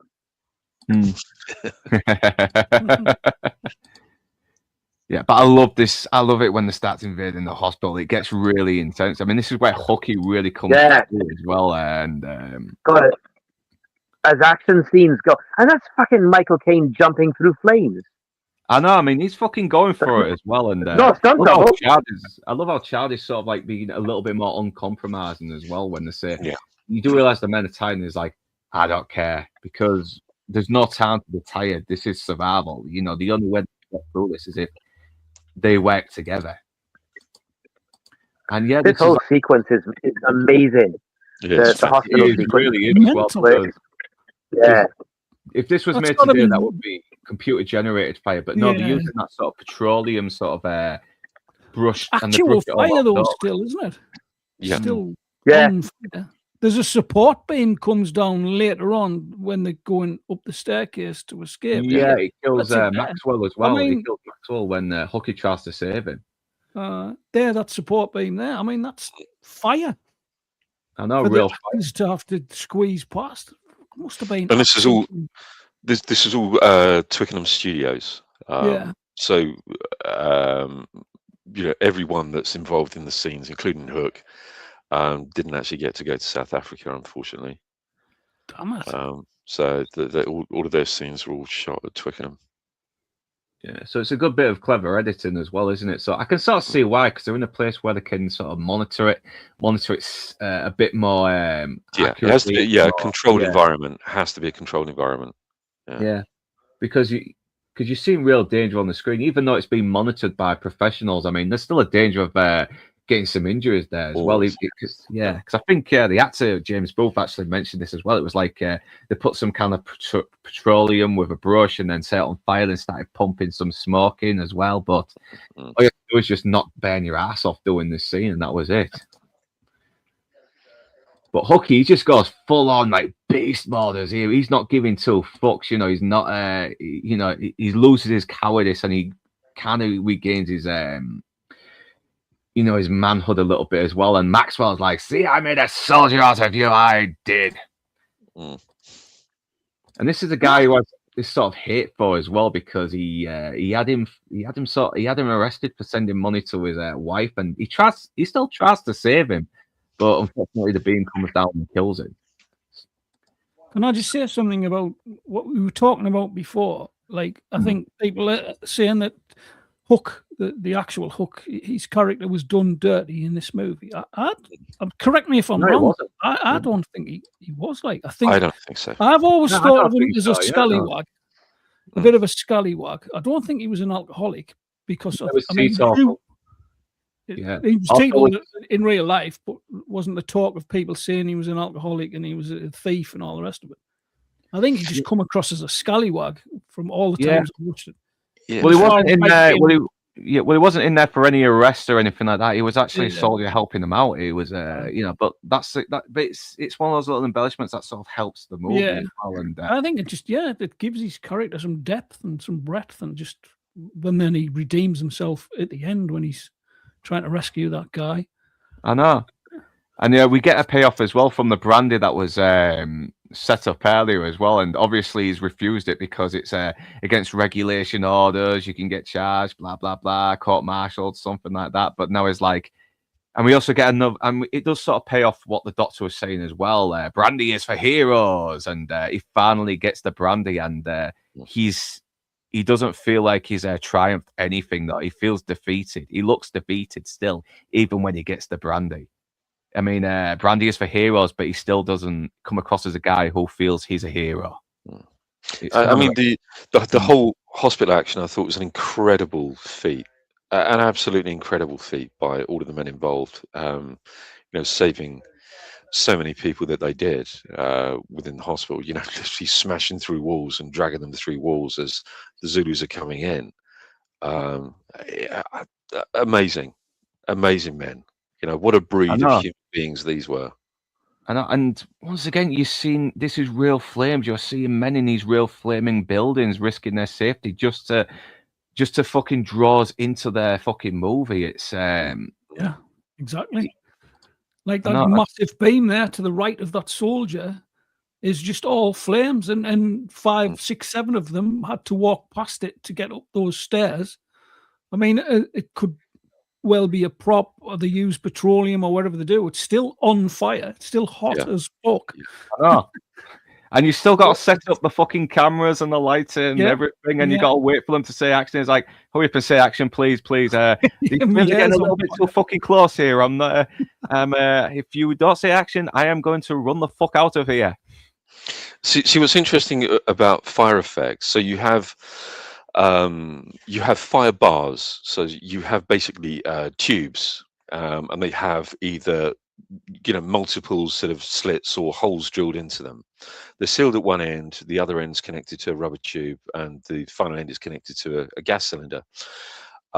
So you can have those and place them all over the place. But when you see burning items, burning beams and floors and walls and furniture, what happens is that everything's painted in a fire retardant paint, or a chemical, a fire retardant chemical. And when you paint on the gel, the petroleum jelly, it's only the petroleum jelly that's going to burn.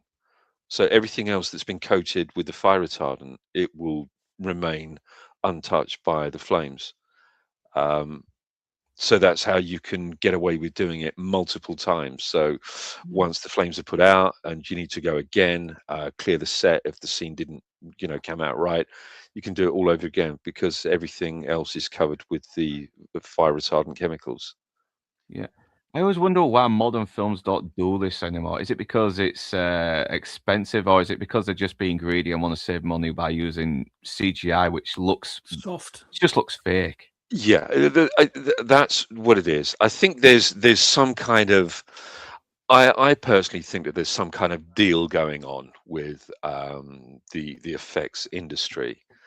They feel that, I don't know, they feel that they control it better. They can control it better. I don't think that you can control it better and make it look convincing. But I think there's some under the table exchange of envelopes that are going on, rather than using real effects. But there's nothing better than being on a set and you've got the real effects going on. You've got all the squibs going on. You've got gunfire going on, explosions and fire, and weather elements and all of that kind of stuff. I can't see how it would give any actor any sense of being in an environment, being able to act in an environment if there's virtually nothing there for them to act with. Because it kind of feels soulless as well. Every time I see fake fire, I think, come on. I mean, it make me feel scared for this guy. Come on, it looks fake. I mean, they don't do a good job of computerizing fire as well, because you rarely see any smoke, or they seem to lack the real any of the detail that you see when you see real fire, because our eyes are trained to notice these. I mean, we notice CGI because we've been overexposed to it way too much. Yeah, I think more than anything, we've been exposed to what reality is. So we can distinguish. We're very keen at distinguishing reality, what's real and what isn't. You have to be an incredibly good magician on screen to come up with something that would fool an audience. Really, the people that can do that best, in my opinion, are the people that work with miniatures. I mean, there are so many movies that we see that we think, yeah, that's got to be real, and then you realize that something is a miniature, like a miniature buildings in a background of something, or a false perspective thing. Those are the magicians. Yeah, we need to bring. I mean, because if I see a modern film and it uses practical effects, I'm always in awe. That's why I liked Project Hail Mary, because I was looking at Rocky. I wasn't looking at some CGI fucking piece of binary code on screen. I was seeing something that was actually there, and I love the fact that they are using like actual bullhorns on the Zulus now. I mean, yeah, you may use bullhorn as a tactic, but we use real bullhorns. But then they retreat and they head back, and now everyone's just fucking tired and everything. I mean, the whole place is burning. It's you feel just as tired as they are, though, as well, because even the lips are all dried up as well. They're thirsty from the heat and the battle. And we still get a few fucking men trying to come at them as well in the dark, but it's morning. I mean, they're practically being stood there nearly all night as well. Lack of sleep, barely any water. This is how you make. This is how you draw your audience in and make your audience feel as tired and exhausted as the characters here. And they really do look like they've gone through the fucking ringer here. But So in terms of historical accuracy, the battle continued through the night, like in the real battle. Yeah, apparently, most of it night. was during the night, wasn't it? And it wasn't. Yeah, really with the Zulus attacking and attacking and attacking, and in the morning they buggered off.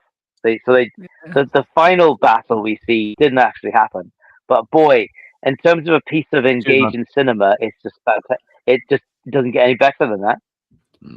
I know it doesn't as well. Three-rank firing battle was just fucking incredible. I remember like seeing it in the cinema as a kid, just overwhelmed. What was it? Front rank fire, rear rank fire, third rank fire, and then they're all reloading, and it's just a barrage of bullets and death, and still hundreds of Zulus coming running at them for one last attempt. Just brilliant cinema, regardless of whether it happened or not. I mean, this for me is one of those movies that I wish that I could erase all memory of ever seeing it before. You will, Gary. You've only got a couple of years, and the dimensional set in. So that I could see it again for the first time. Yeah, you know, I know it definitely is one that's at its best when it's watched for the first time. Yeah, oh my god, I still love watching this on multiple watches, especially when I was getting notes for this as well, because you just admire the film, you just admire the craft there, and all the hard work they've put into just make this immersive. Because they're on real location as well. There's no green screen here. You know, you're seeing real skies, real clouds, real trees, real mountains. You know, and in the back, you know, they're really there. They act just like pieces of computerized cells in the background. What that the actors are stood against. It's all there. It's all organic. A question for Gary. Yes, mate. You've been to the actual Rorke's Drift. The actual Rorke's Drift, yeah. Had they filmed it there, would it been a lot different movie? Would it been a bit more boring sort of scenery? Apparently, it was a lot more flat and featureless. Yeah, it was the right thing to film it here with all the definitely. Stuff, yeah. So much more dramatic when you see them coming over the rise there. Yeah, because they get the higher ground as well. It puts our characters in danger, doesn't it? A bit more. It makes the danger feel more real when they got the higher ground, so they can really gain more of a vantage point against us. Tell you something else as well. Those shields have intrigued me. Since the first time I saw it. You see them sort of stripes or slits. Yeah. Do you know the background behind those as well, Gary? What those stripes actually mean? I've no idea what the stripes actually mean. I mean, believe it or not, I used to have a couple of those. I used to have them mounted on my wall, along with a couple of assegai and these other things that they used to use called it's called a knobkerry, which was like it looks like knob curry. Yeah, and it's basically a club. Yeah. It's a very, very hard seasoned wood club. So I used to have a couple of them. I had one was like a springbok pelt, and the other one I can't remember what it was. But yeah. Sorry, you were saying about the stripes, the significance of the stripes.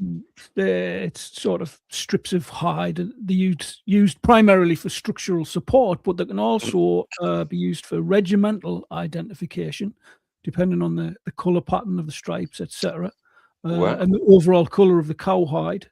Yeah. What was it? Signifier of age and experience. Right. We find this reflecting the regimental seniority of the warrior. You see different coloured ones here as well, and different stripes. Yeah, some stripes that are black and some white there on that tan coloured one, that beige one. So that's really interesting. I didn't know that at all. But if you look at the accuracy of them as well, like the equidistance of each one is measured to perfection. Yeah, it's not just sort of thrown in there. Highly skilled. Highly skilled, yeah. And the costume, and they had a very good bass section. Yeah, it's very basic, but they haven't got enough good tenors. Very good. Very good bass section, but no top tenors mind. And once again, the tenors, the singing thing kind of pays off as well, because it's not just this one little detail that's just part of the soldier's character. It becomes this big sort of very emotionally moving moments as well, where they start doing the battle chants and they try and they basically start singing as well to keep the morale up and let them know, yeah, we are not fucking done yet either. We still got plenty of fucking fight in us. Exactly. Come and have a go if you think you're hard enough. Exactly. And once again, it's not spelt out. You get it straight away. Yeah. And they'll start singing, and it's brilliant. It really is. Awesome stuff. This part's my favourite bit in the movie. It's just so fucking chaotic. And like you say, somebody mentioned before, like you just don't need any score, any music whatsoever. There's too much to draw you in. Yeah. Chaos. It really does. I know it's almost like you're watching a little 100 yards. Yeah. Volley Fire presents. But even amongst the chaos, it's still very much controlled and thought out by. Yeah, very well shot as well. It's like a final, because I think they use that kind of the volley play on there, don't they, on this bit here, with the men on the top, firing while the reload and the fire. It's like synchronized, isn't it? A row fires, and while that row is reloading, the other row fires, because it's single shot rifle, breech loader, yeah. But they can fire like 10 to 12 rounds a minute. And you got to think, with 3 ranks at firing volley fire, there's been a tremendous amount of firepower that have put out there. I mean, when they fought the Zulus later at Lundi, I think they used canister shot. They used cannon with canister shot. So they just absolutely they figured out quickly how to correct for the Zulus' vast numerical advantage by using, and they used Gatling guns too at Lundi, I think. They had 2 Gatling guns.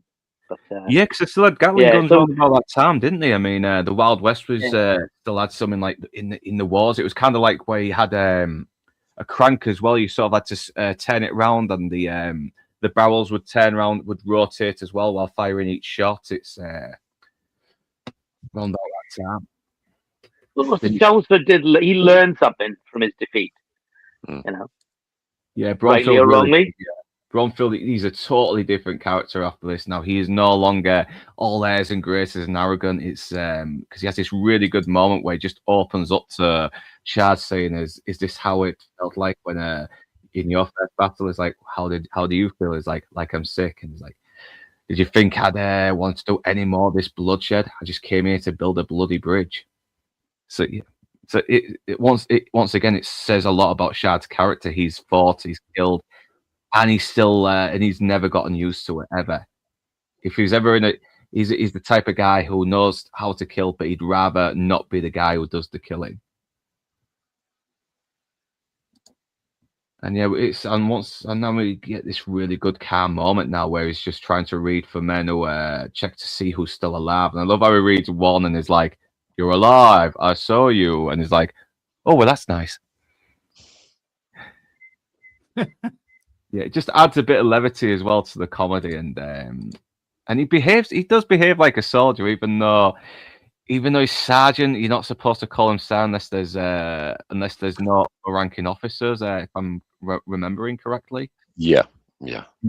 It's always sergeant in front of officers, but when officers aren't there, you call them sir. Yeah.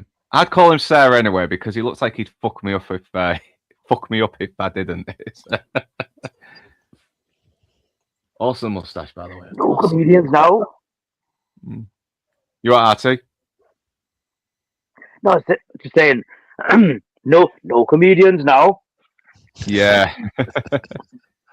But he doesn't scream at them. He doesn't have to yell at them or berate them or go off his nut. He just quietly tells them how to behave, and they do. Yeah, he's not Ali Ermey in Full Metal Jacket, is he? But Ali Ermey would. He's still a very convincing drill sergeant,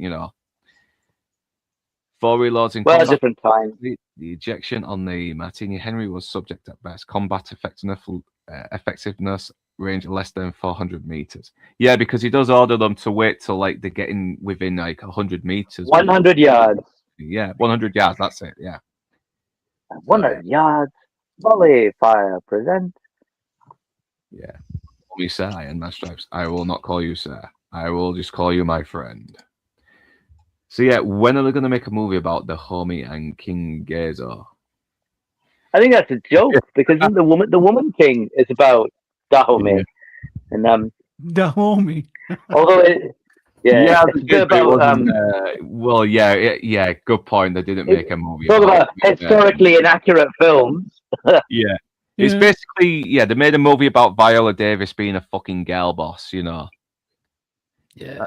King Gabo, who's he? Yeah. King Gabo. Well, but the Dahomey, they built their whole economy on slavery, right? On capturing their neighbors. The Africans enslaved Africans. Yeah, like Lupita Nyong'o was supposed to be in that film. She's supposed to be in The Woman King, Lupita Nyong'o.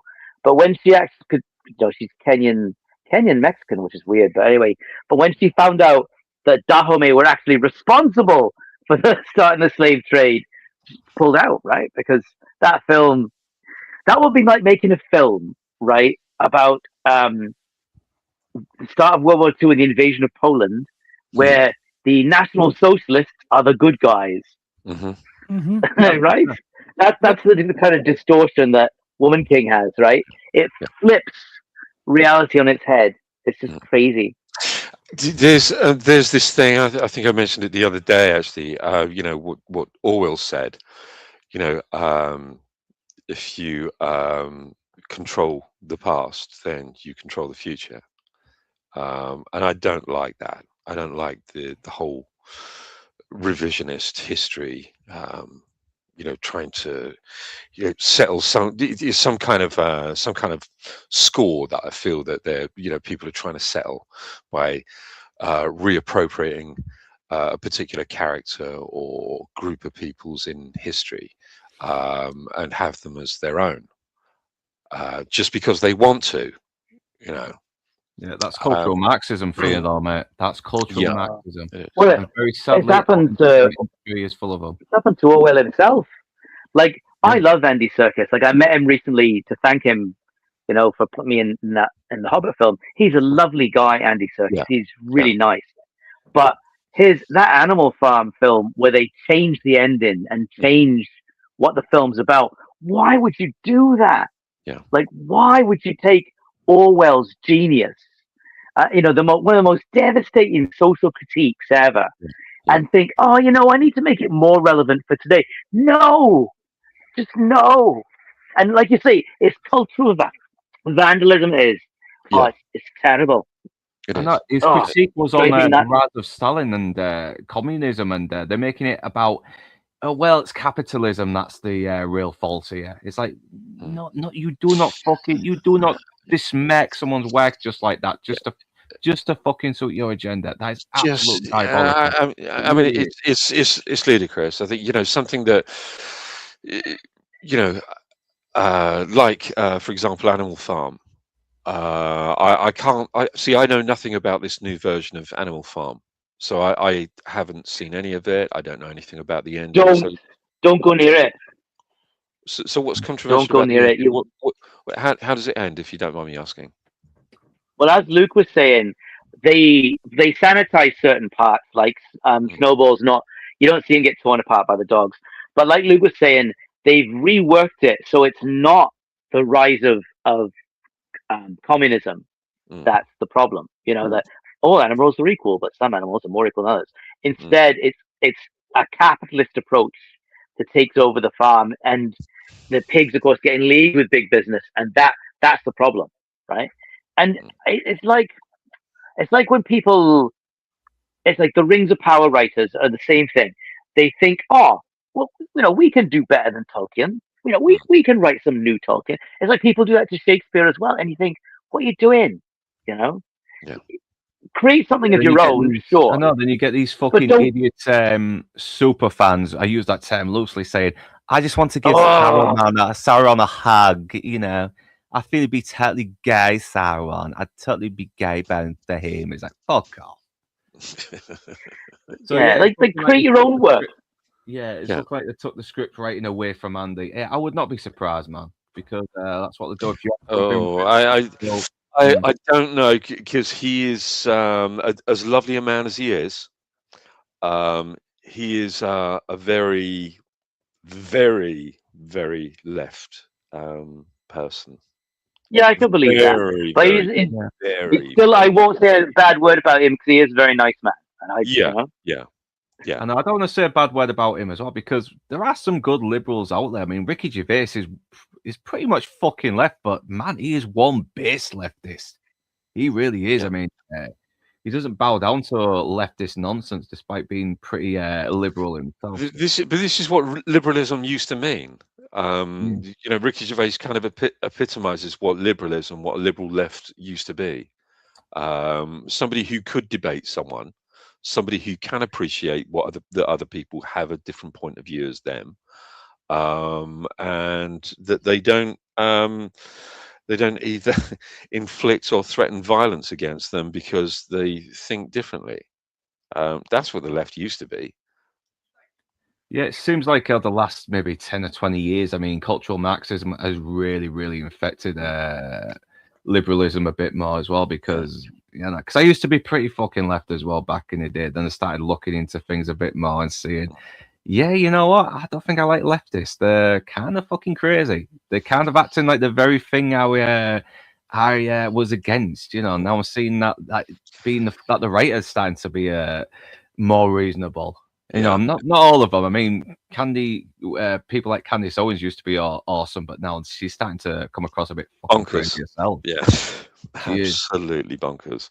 But all you know, the whole kind of Marxism stuff. When you think about it, I mean, a 22-page pamphlet. That's all it is. A 22-page pamphlet, the Communist Manifesto. That's all it is. And look at what it's done. You know, all you have to do is look on your history on the gulags, the Gulag Archipelago, the Great Leap Forward, what was happening in Venezuela, and what's happening now in fucking places like China today and Cuba. It's that's going on now. That is still going on now. Show me anything that is 22 pages long that has been so influential throughout world history. You won't be able to find it. 22 pages. That's all it was, just 22. Yeah. Well, we're going on a tangent now anyway, so short answer, fuck Marxism. But the Zulus just turn up again. He's fucking tired and is like, oh, well, come on then.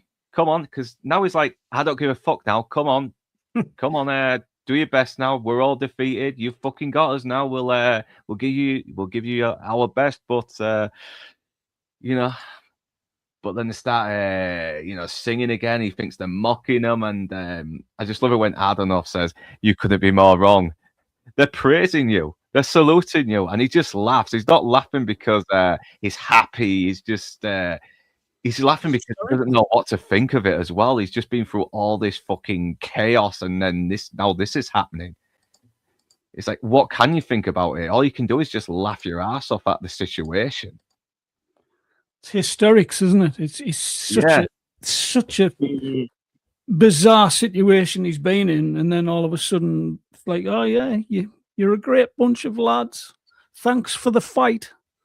It's kind of like, because they're both sides have lost men, so now it's like, you know, we commend you. We underestimated you, but you fucking hell, you're not as easy pickings as we thought you would be. You actually do have some balls.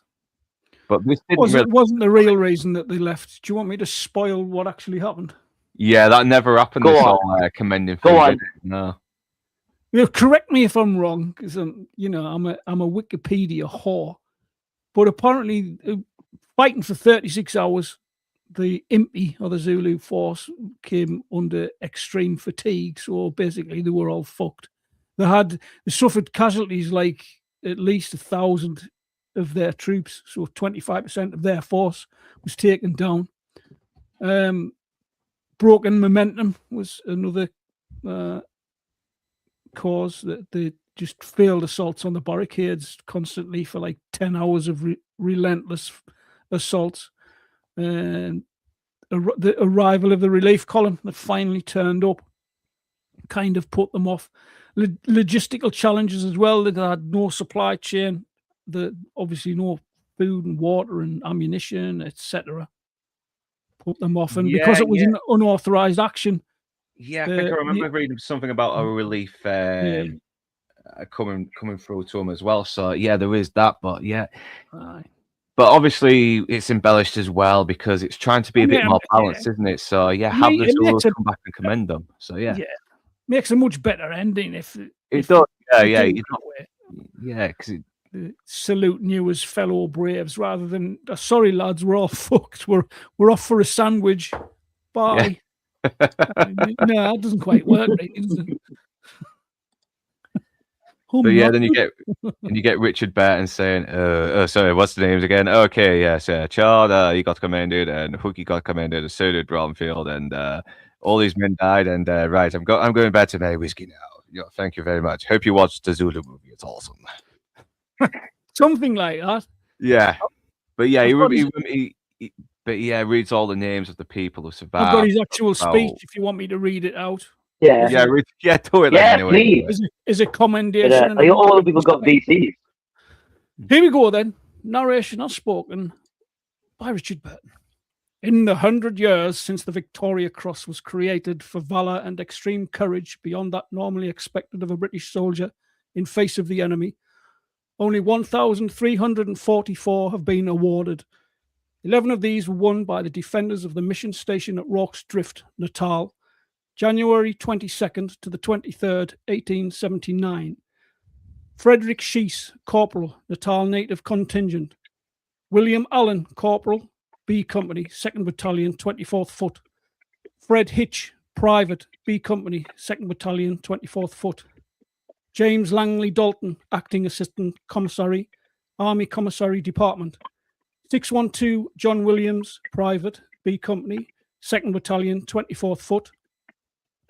716 Robert Jones, 593 William Jones, Privates, B Company, 2nd Battalion, 24th Foot. Henry Hook, Private, B Company, 2nd Battalion, 24th Foot. James Henry Reynolds, Surgeon Major, Army Hospital Corps. Gonville Bromhead, Lieutenant, B Company, 2nd Battalion of the 24th Regiment of Foot, South Wales Borderers. John Rouse Marriott Chard, Lieutenant, Royal Engineers, Officer Commanding, Rorke's Drift. Thank you. It was like he was here. Did he bring Liz with you? In all seriousness, well done. That ending I find incredibly moving. Incredibly moving. It's such a simplistic way of ending, but a way of honouring every single one of those heroes of that engagement. And what's interesting about the Victoria Cross, one of the interesting facts about the Victoria Cross is that they're all struck in bronze, but the bronze is actually from the Russian cannons that were captured at Balaclava. Wow. So every single one of the Victoria Crosses, the 1,300 or so that have been awarded, have all come from those cannons. It's quite amazing, and there is still an abundance of bronze, left for the next recipients of that award. But yeah, it's quite something, and I believe that I know that the actor Kenneth Griffith, who was a fantastic actor, he was a big collector of memorabilia from the Boer War and the Zulu War, and he collected letters, and he had some letters and ephemera from the men of Rorke's Drift. I believe he donated the majority of his collection prior to his passing to a number of museums. but he had some uniforms and weapons and odd bits and pieces, but mainly I think the thing that he was more interested in was the letters and the personal accounts from some of these men, and he had some of the documentation. But Stanley Baker also, after doing this, he acquired a collection of medals that he believed were replicas, and they were real, weren't they? demonstrated, And he and never they found out. actually, yeah, that's right, yeah, He never found out, and which is real sad as well, because yeah, uh, yeah, it's Lieutenant Child's actual Victoria Cross. Wow. But it's what an amazing depiction of one of the great military actions. I don't think it's ever been, and I don't think it's ever been topped. I think I have seen I a few agree. straight to streaming movies on this, but you just can't beat this. I mean, in No. the filmmaking scope, characterization, everything, and it's almost perfect. It really is. Yeah, it is. Sounding- It If is. historical Sounding embellishes aside, excellent. it's perfect. I don't care if I don't care what they change, to be honest. But nothing, not one thing, not one alteration detracts from the heroism at all. Yeah, exactly. Mm. And there's like I said, there's a difference between reality and truth. And this really does give you the truth. Elements are altered for artistic reasons, obviously. But the truth of the matter is that these men did what they did, and they deserve the honours and everything that they were awarded. I think they're a fantastic group of human beings. I can't imagine what it must have been like, and to put yourself in, try and even imagine to put yourself in the position of any of these men. It's impossible. It's impossible. I know that a number of them had suffered considerably after, because of the situation there. Because you have to remember. I mean, I know that there was criticism, in a number of books where they say that it wasn't awful that the British actually executed or put to death all of the remaining sort of wounded Zulus. But then that was the time. That was the time. But of course, the Zulus weren't exactly, the most pleasant opponents to have. They would disembowel theirs. So I know. I mean, there was still very sort of like primitive. There was still kind of like very territorial, like animals in a way, weren't they? Yeah. I mean, because it was their way. We can't criticize. We definitely cannot criticize the Zulus for any action that they took against any of the men, whether it was something that would be considered an atrocity by today's standards. So we can't criticize them. So therefore, we can't criticize any of the men that were defending Rorke's Drift. no, exactly. I mean, Well, we're no, always brutal on both sides, no wrong- matter what. wrong to. I was going to say it's wrong. It's what they call presentism, right? Where we judge It is present. the actions of people in the past Yeah. by how the world is today. And the world of today is very different from the world these men lived in. I mean, telephone would have been a very new invention at that time. The idea, the amount of knowledge available, the technology that was available, the size of the world, just everything was so different. Yeah. I think it's as Tim's saying, absolutely right. You can't apply, and it's so many people do. It's very common here in New Zealand. Look at, especially because colonization in New Zealand, and that's what this film is kind of about, is colonization. Colonization at the moment in New Zealand is a dirty word, whereas the whole society we have in this country only exists because of colonization. So to me, making those arguments, colonization's the worst thing ever, it's like it's taking a saw to the branch you're sitting on, And I agree with you. You can't criticize those men for their actions at the time, or the Zulus either, right? I mean, of course they would have killed the wounded prisoners. Where were they going to put them? How were they going to feed them? What were they going to do with them? Right? Yeah. I know Yeah. And you know, going back to colonization, I mean, look at the United Kingdom, look at Britain, and how and by whom it was colonized. You know, we've been colonized many times. You know, whether it we had be by the Romans, we've had fucking Vikings and everything. Yeah, I mean the original Celts, who came from France, you know, they colonized Great Britain. You know, the Vikings colonized Scotland, and you know, the Vikings, Romans. The Romans were occupied us for 500 years. Yeah. This also makes me laugh as well, because you got revisionists saying the original Romans were black. Okay, so the original Romans were the first colonists then.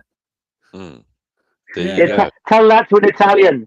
Tell that to an Italian. See how that goes down. No, Italians were from Africa. Plus we're Italians, pure Italians, fucking blonde and blue eyes, and then the Moors conquered Sicily, and they did so much fucking, you know, they there goes the strange conversation.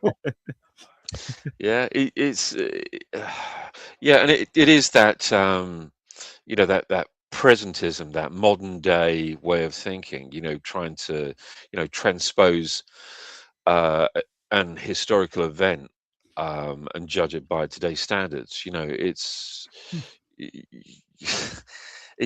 can't do it. You can't. I mean, it was.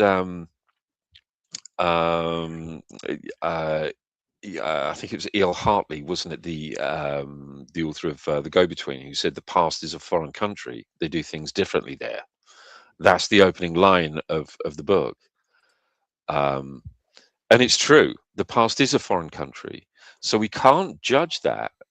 We can't judge history by today's standards. You know, we can look at things and learn from history. We can look at mistakes that are made.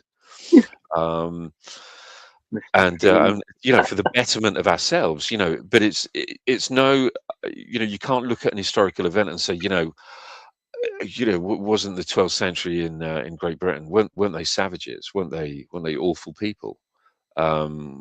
Yeah, look at the, you know, 14th century Venetians. Yeah, weren't they absolutely disgraceful human beings? You can't do that. You can't do that. It is what it is. And if you don't like the way something is being depicted, whether it be, you know, if it's being depicted accurately, or should I say truthfully, by both the archaeological record and the documentary evidence that we have on certain events, you know, it can't be judged. You can't be a revisionist.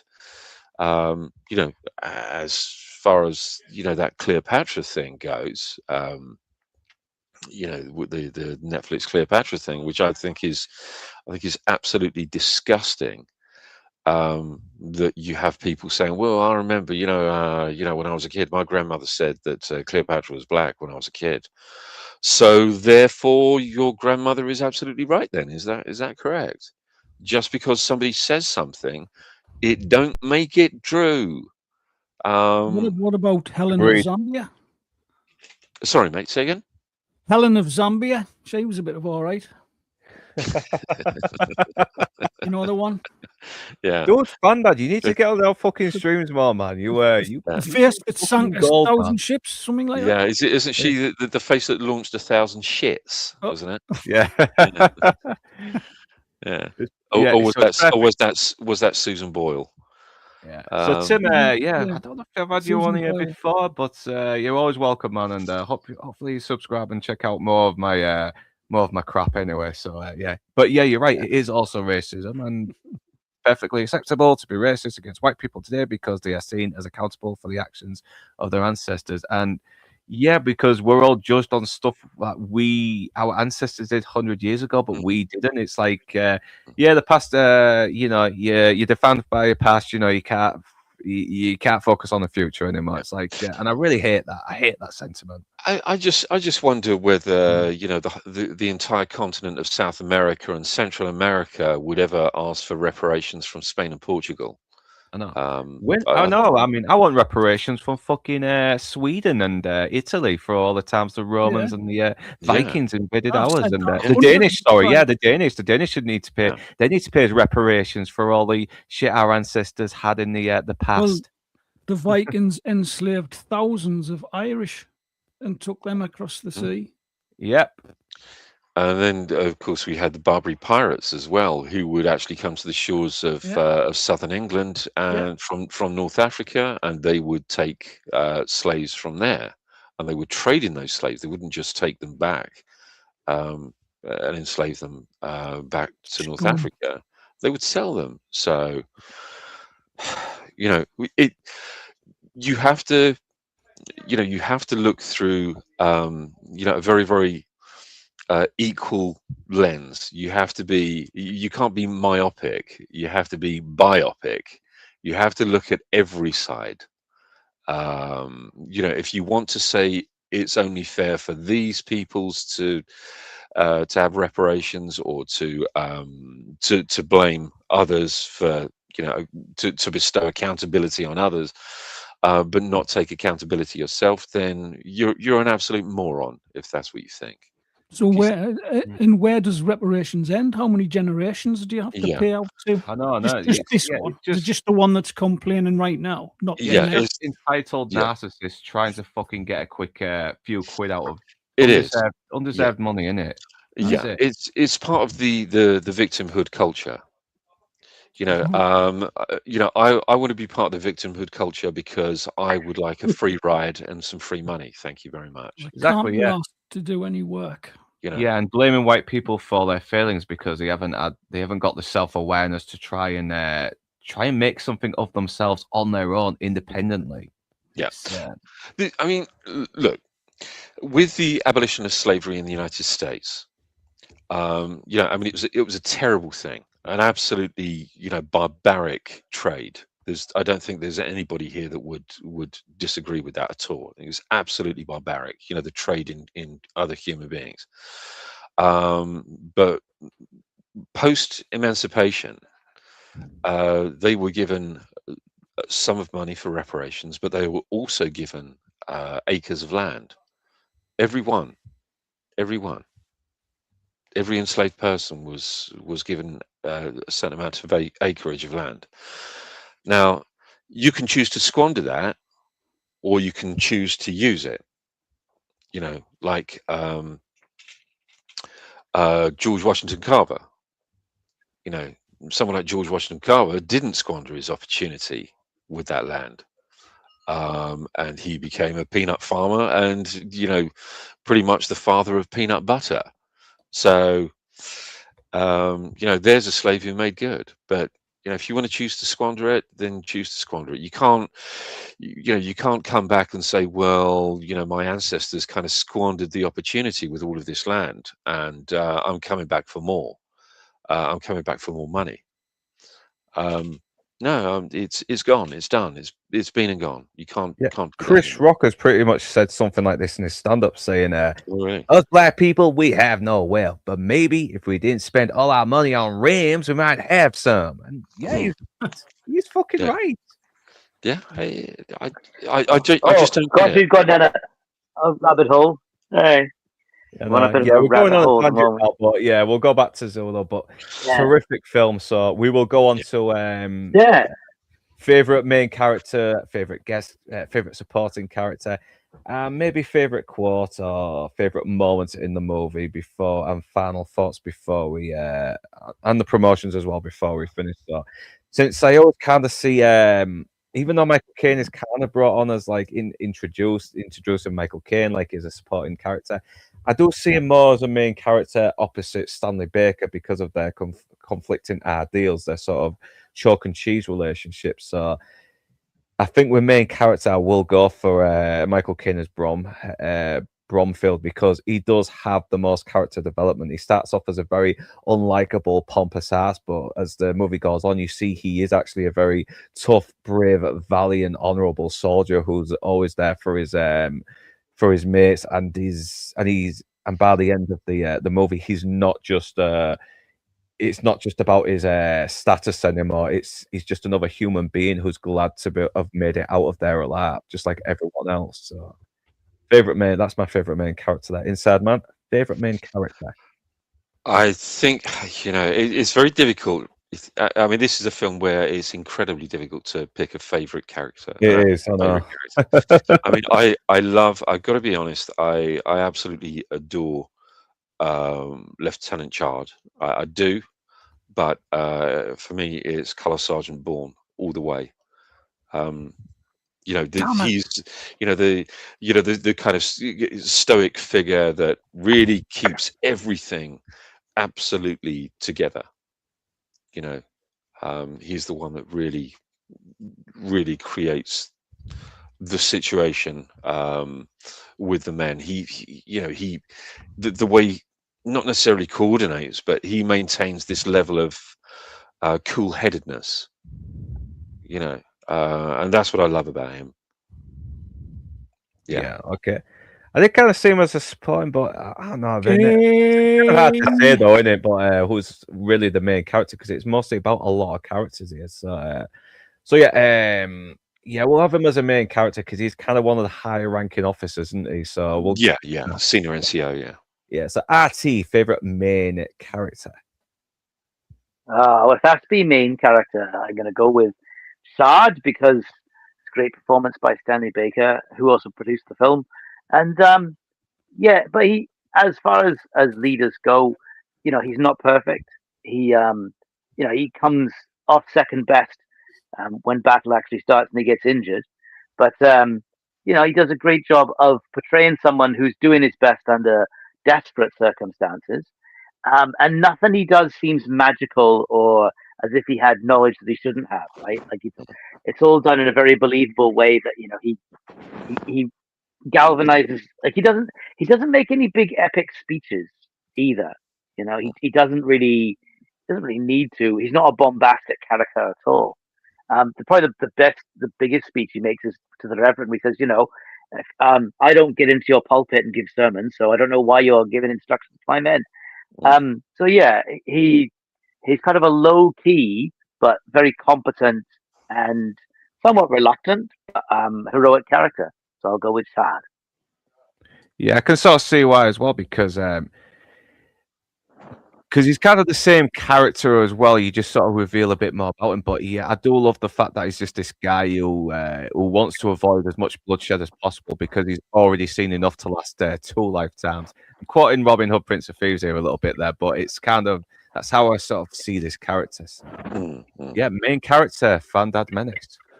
Oh, there's a couple I think to choose from. I quite like the King Ketchaway because I like that bit where the guy tries to drag that young lass out of the taxi and he shouts, "Oh, what you doing, lad? Somebody stab that fucker." I thought that was quite a good scene. He is a key character. I don't know if it's the main character. I always kind of see him as supporting, but yeah. I don't know, it's kind of hard as well because a lot of, I mean, I'll get to in the heart. Stab him in the heart. Yeah. Love him as a main character, even though he's only on it for a few minutes. Kind of like Hannibal Lecter is a main character, but he's only in the movie for like 20 minutes. But he is a very important part of it, though, isn't he? He is a very high ranked character. You're ruining my fun. Sorry about that. Fucking hell. You did ask. Yeah, we can't ask Lord Toxic now anyway because he's gone. So yeah, we'll move on. I do like, on a serious note, I like Hooky. I think I've always liked Hooky. I think he's a scallywag and a hero. Yeah, I've actually put him down as my favourite supporting character because, like Bromfield, he kind of has a bit of a character development as well. He's very cynical. He's there because he doesn't want to be. He's on failed pay. He's under arrest. He's on sick, but he's very disillusioned by his time spent in the army. He doesn't care. He's very selfish. But then you start to see, no, he is actually a very brave, tough guy who will still be there for his friends, even the people that he doesn't really have much love for as well. And when he has that fucking drink that he's been trying to sort of blag, he feels triumphant. You can really see this is well deserved. You can see it in his face. This is a well deserved. I know. Only heroes have brandy, but even he doesn't look happy to be drinking it. He just looks like just as defeated as everyone else is, even when he drinks it. And that's his little moment for triumph as well. Everybody triumphs, but they still look defeated. They've come away from this haunted by knowing that they're going to be haunted by this forever. They are not the same people they were before. So yeah, it's my favorite. So that is my supporting character there. Hook is Inside Man supporting character. Yeah, Hook has to be my favorite supporting character. No, he's mine. Shut up. Fuck you doing? Yeah, he's. I mean, he's great, and you're right. I mean, the character arc of somebody like that. You know, I can understand exactly why they had to have someone. Somebody had to play somebody with that fantastic change in them, without a change in some of the characters, it just becomes something quite bland. It would be the same as you say with Lieutenant Bromhead. He has to go through a change, because we see him as one person and we finish with something completely different.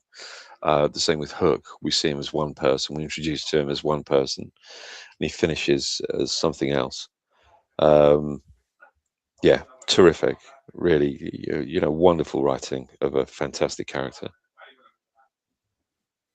Yeah, nice one. So RT, favorite supporting character. Well, my favorite supporting characters are although what's the so Ivor Emmanuel's Welsh, but the other actor who plays a Welsh character, Neil somebody, he's in a Doctor Who episode. I think he's in. Is he the guy who plays Kath?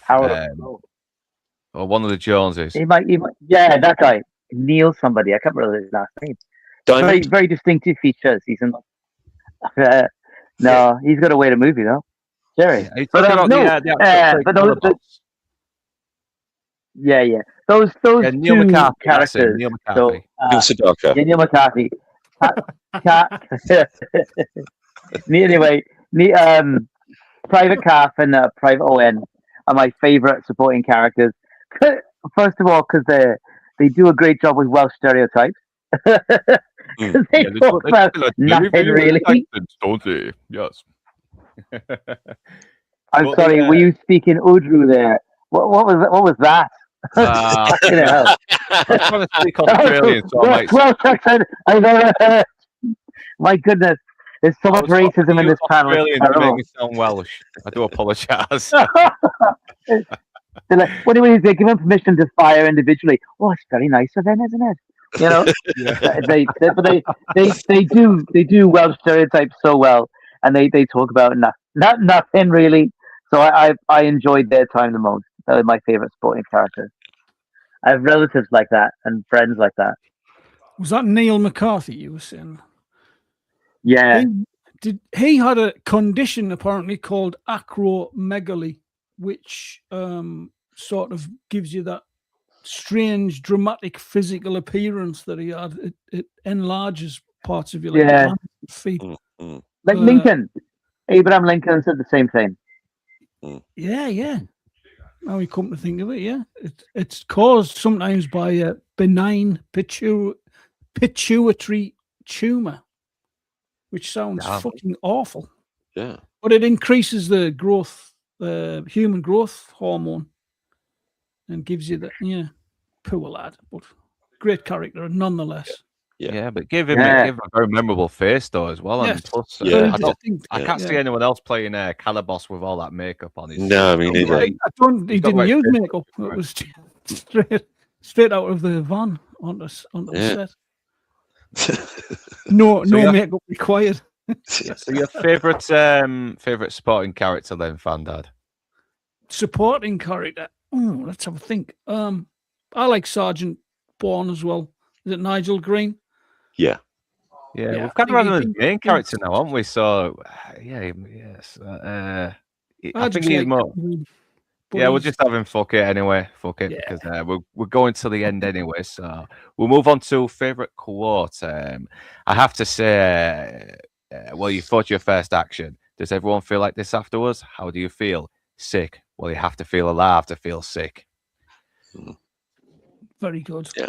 Yeah, good one. It is really good. It establishes the relationship as well and the bond they've built between them. You know, their differences, that whatever conflict they had at the beginning with Bromfield being a pompous ass and John Chad just trying to sort of like be the voice of reason is all gone now. They've found common ground now through all the balance. That's exactly it, isn't it? You know, now it's almost like he's been introduced to, the same world that the child inhabits, and this is where they find their common ground.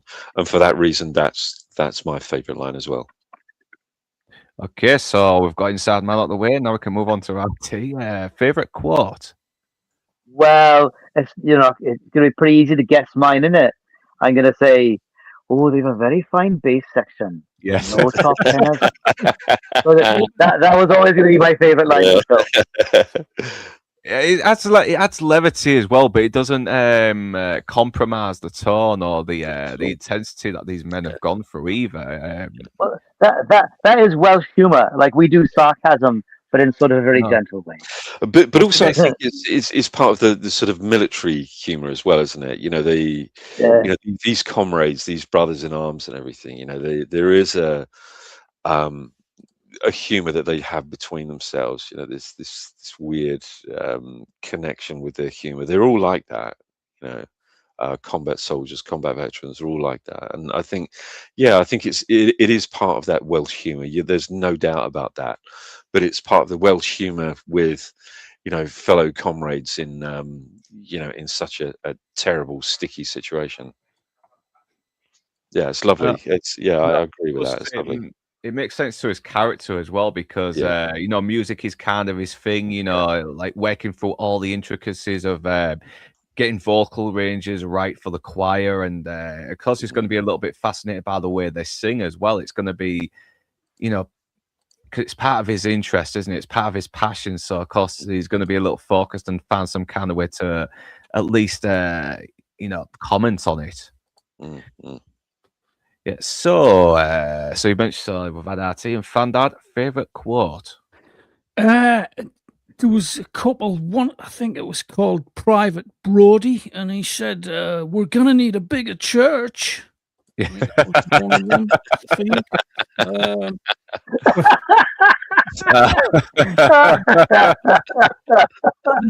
think it was in there. And I also like when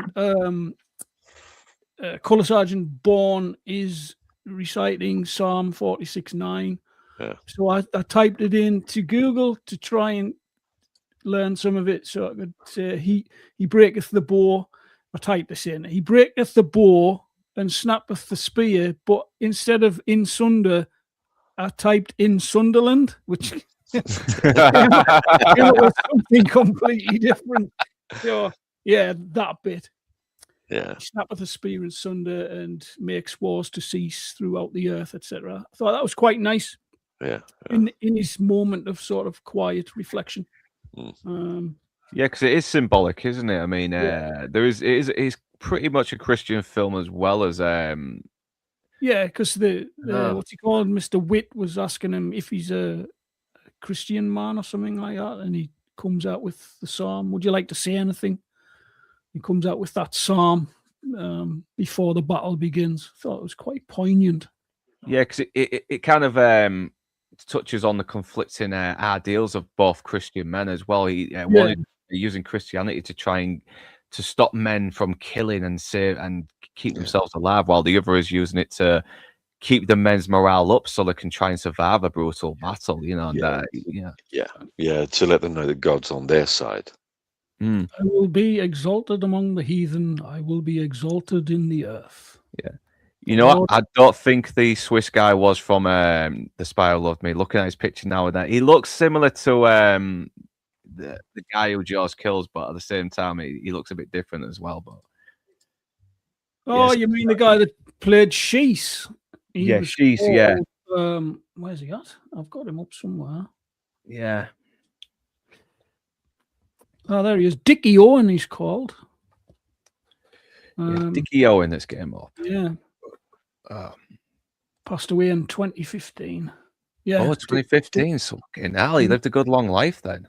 There was a few that did have a decent lifespan. I think Hooky passed away in the 2000s. I think out of all the main characters that played in the movie, there's only 2 alive today, and one of them, obviously, Michael Caine, but Peter Gill, Private 612 Williams, is 86 years old. So I think by this, he's still with us. You know. Yeah, I'm not seeing that he's passed away just yet. No, it's still. Was that Private 612 Williams? Is that Private 612 Robert Williams? Would that be Robert Williams? Possibly. It doesn't really give that info. Because one of the Williams that was awarded the Victoria Cross, he unfortunately, he suffered quite tremendously. He was stabbed in the head with a spear several times, and he apparently he had headaches all of his life, and he went to work on a farm in I can't remember where it was, but he went to work on a farm, and he went out one day telling the farmer that he was going to go and kill some crows, and instead they found him in the woods with a shotgun next to him. And shit. yeah, that's sad, really sad. Christ, man.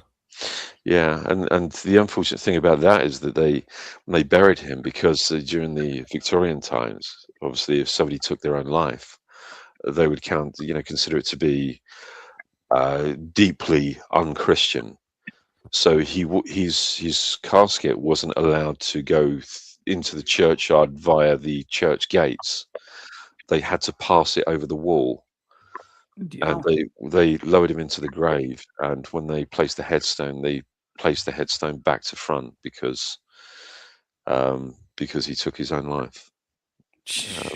I'd like to think that they've corrected that now, but well, yeah, no, you top yourself, you go to hell. That's kind of been the thing, though, isn't it? That's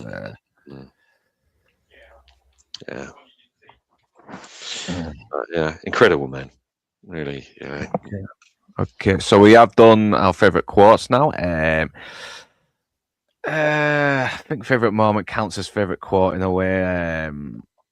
There's too many good moments, though. There is way too many good moments. Maybe my favourite moment might be Hook just fucking going full on.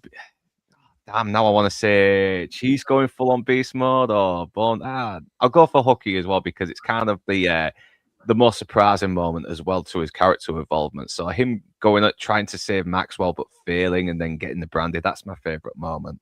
Yeah. Inside Man's favourite moment. Wow. This is even harder, I think. It's from start to finish. I think it's you can pick dozens of them. But I think the one that really I find incredibly emotional is the end. It has to be the reading of the citations for the Victoria Cross. It's I think it's just so incredible. I mean, an incredible conclusion to a wonderful piece of work. That has to be the bit, and that's the moment where the goosebumps just keep on coming. It's And the other thing, Gary, just to add to that, sorry to jump in, but the fact that they read out every little tiny detail, rather than just say William Allen, Fred Hitch, to go through, what he was, Corporal, B Company, 2nd Battalion, 24th Foot, and they do that for every single one as a mark of total respect. Which just enhances that piece of. I know you got to as well because this is about something that was very real, and people really fucking died here as well. People risked their lives here as well to tell this story. Yeah.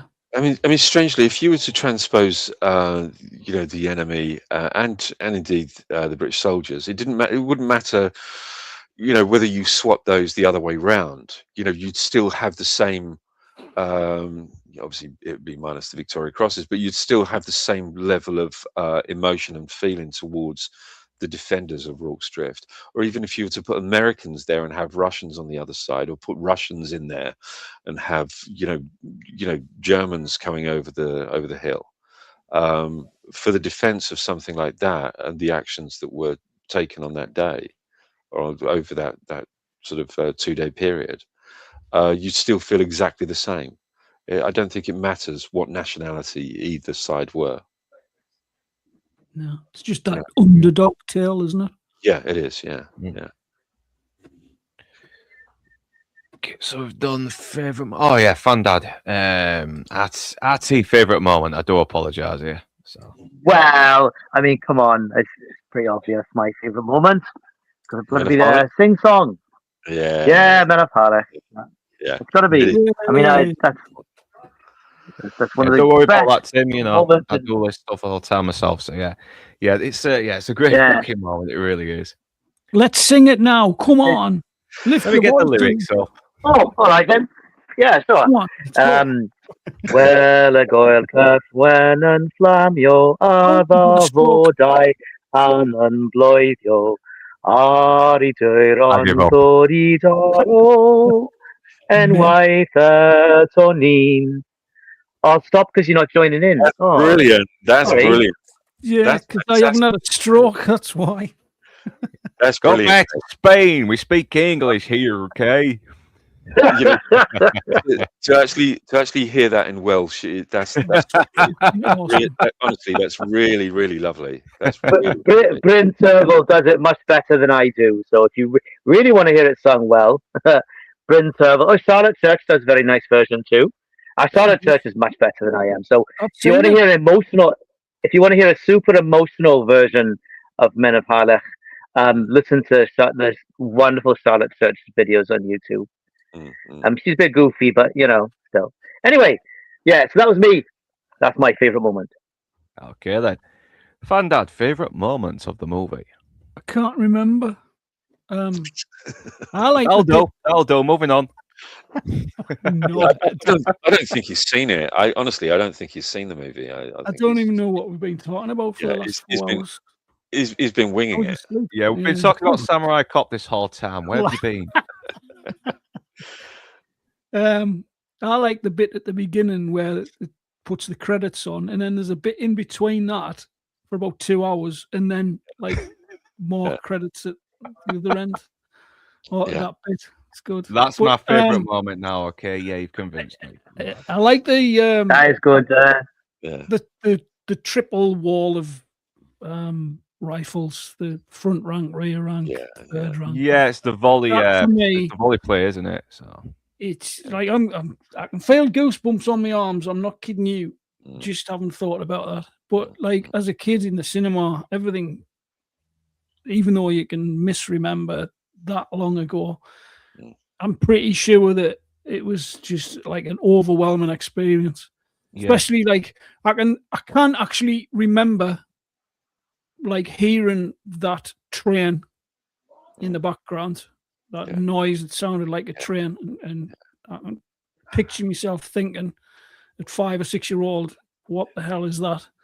Yeah. But the volley at the end, when it was just absolute chaos, and it was volley unreal. Fire. That's my fault. Volley fire. That's what they called it. So. Yeah, volley fire. Unreal. Yeah, favorite bit. I don't know if they use that today though. I don't think it's needed because now you've got weapons where you can just load clips with a shitload with God knows how many bullets in, depending on the size of the clip itself, and you can do automatic fire, semi-automatic now. It's not just single shot. So it's pretty much sort of dependent fire, isn't it? Today, I would suggest. Yeah, it does seem like a very outdated system now, and unless we end up losing all of our guns and going back to single bullet rifles, then we probably might have to adapt it again. But it's looking like that's not happening. But yeah, thank you very much, Fan Dad, man. It's so Before Yeah. we will start doing the promotions, I think so on Sunday, 6 p.m. Me, Admiral T, Kung Fu Hot Dog. Anyone else that wants to jump on, we'll be talking about the Miami Vice episode Glades from season 1. So the one where they go through the fucking swamps and to find a witness whose daughter has been kidnapped by some evil rednecks with the helps of Pops and his family. So I'm gonna have fun talking about that one. Inside Man, is there anything you want to promote? Yeah, Tuesday on Losers Lounge, we're going to be talking about Miracle Mile. And shortly after that, I'll be jumping on with Rebel Rose and Proctofile on Rebel Rose's channel. And we're just going to be shooting the shit, really, for a couple of hours. And yeah, just having a laugh, just talking about anything and everything, any subject that comes up, and whoever's in the chat who can come up with a subject, I'm sure we'll be able to, chat at length about that. So Is that on Wednesday? That would be on Tuesday. So that's after Losers Lounge. So Losers Lounge will probably finish around about 8:30. So yeah, so that's with Rebel Rose and Proctofile. Yeah, I don't know if Lance is going to be back on Tuesday. I know he's getting his money together now for a new PC, so we'll see anyway. So, RTNZ, anything you want to promote? Well, no, really, because I mean, well, not for myself, because I'm not really a YouTuber. I'm just here for Welsh representation. But yeah, I think there's a GoFundMe page out for Lance at the moment because he's had a complete computer meltdown. And while I'm chuckling, it's not funny because I'm not being funny because it's sort of caused him a lot of stress and he's lost a lot of really valuable work and whatnot. So I think I'll put it on my Facebook page, and I don't know if there's links to it around, but you can chuck in a few bob to help Lance out. I'm sure he'll greatly appreciate it. Yeah, I'm going to try and see if we can get his fundraiser up, okay? But now, where are you? Come on. Facebook, give me a second. I meant to do that earlier and I forgot. Sorry about that, Lance. I really am. Let's get this up. Well, I'm glad I mentioned it then. Yeah, but yeah, so if you can chuck a few bob towards Lance, yeah, it's really greatly appreciated. Yeah, otherwise I've got nothing I really need to promote because I'm not really a YouTuber, and most of the content in my channel is not in English anyway, so wouldn't be. If we can get his GoFundMe posted up on here. Give me a second. Come on, where are you? Where are you? You get the feeling that slide, Colour Sergeant Bourne is looking at Luke going, come on, man. Here we go. Just copying the link now. I'm going to put it in the banners. So, yeah, let him know I'm supporting him here as well because so I've seen what he does best. So, quick banner. Oh, Jesus Christ, man. It's like a big shitload of fucking scrambling Facebook things here. We'll go on to the description. Go on to Lance. Yeah, I'm going to have to do this later. I'll put it in the comments anyway. I'll put it in the description as well, the proper link, because it's just this shitload of this right in here as well. So I don't think, it's worth it. So, yeah, thanks very much, Artie and Fandad. Is there anything you want to promote? Well, not really, because I'm such a fucking loser. Yeah, whatever. I'm gonna try and do more streams, I think, with you fucking marvelous people. Yeah, do you? Come on, man. Come on, man. Only if you'd have me, though.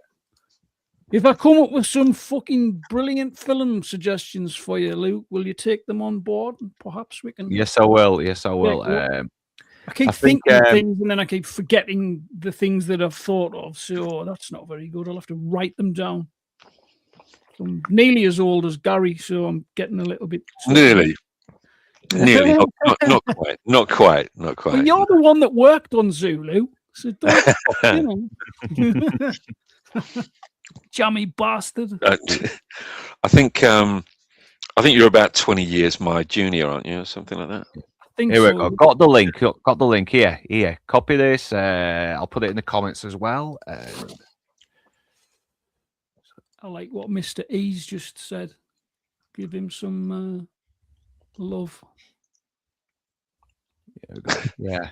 And he suggested another thing as well. Let's have a look. What is it? Is that next week? The Charge of the Light Brigade. Ooh, It's a joke. I'll check if that's an actual. Check if that's an actual movie. it is. I yeah, think one it day, is. It is.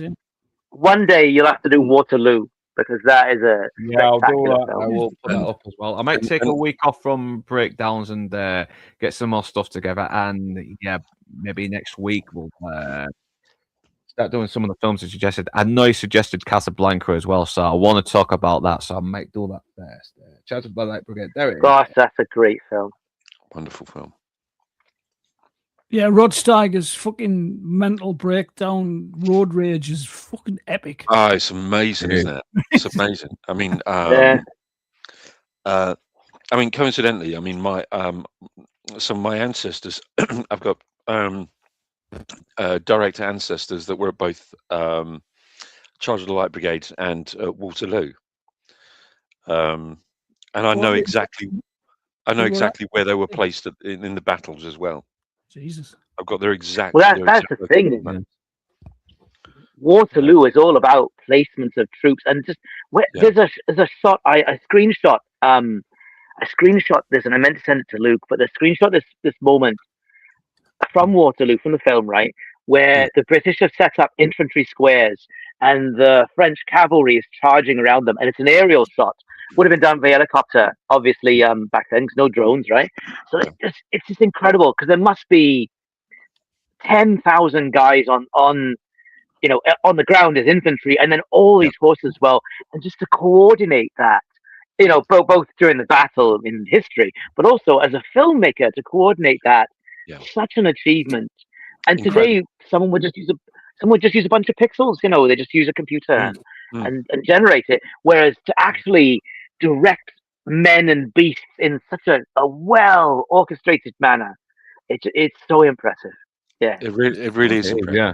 I can't And I'm imagine, looking up the Charge of the Light Brigade as well. And so this is 1884 during the Crimean War. Poor planning leads to the British Light Brigade openly charging a Russian artillery position with tragic consequences. Oh yeah, so I'm gonna try and check David out. Hemmings. Looks very promising. Yeah, David Hemmings, very, very good. And Vanessa Redgrave as well. Vanessa Redgrave, very young Vanessa Redgrave. She was And I know people don't realize it, but she was a bit of a stunner back in the day. And her daughter's Jolie Richardson and fucking Natasha Richardson. They definitely got her looks, didn't they? In the end, so, David Hemmings' tunic from Charge of the Light Brigade. That was purchased by Adam Ant, and that was his tunic. Fucking hell. Was that for the for Prince Charming? Yeah, no. It was when he did all of his other stuff. Because he wore it a lot, didn't he? He didn't just wear it on that song. He wore it. That was basically his outfit when he went on stage. Yeah, when he did all the all the Adam and the Ant stuff. Yeah, that was David Hemmings' tunic from Charge of the Light Brigade. Damn man. So that is the end of the show. I hope everyone has enjoyed themselves. Tim, Mr. E, and who else? Daft Plato. Yeah, sorry, man, that you. I would love to have had you on the stream as well, but yeah, because you're always valued. You seem to know your stuff. Yeah.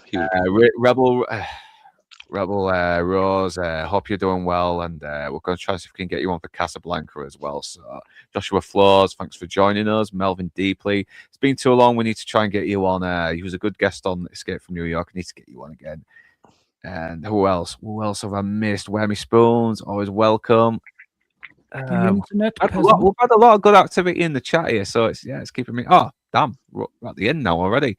No, terrible interaction in the chat. You should have had more. We should have had longer. Yeah, so Cosmic Mickey Holder, thanks for joining us. And Iggy. Yep, and Inside Man, RT, Fandad, always welcome. Lord Toxic. Leave your favorite quote, favorite main character, supporting character. whatever in the comments, and for everyone else, whether you beautiful bastards are Northern English or not, thanks for watching. And right now, that's us done, and we're off to the pub. Enjoy your weekend and stay infidel, everyone. Stay infidel. Ta-ta.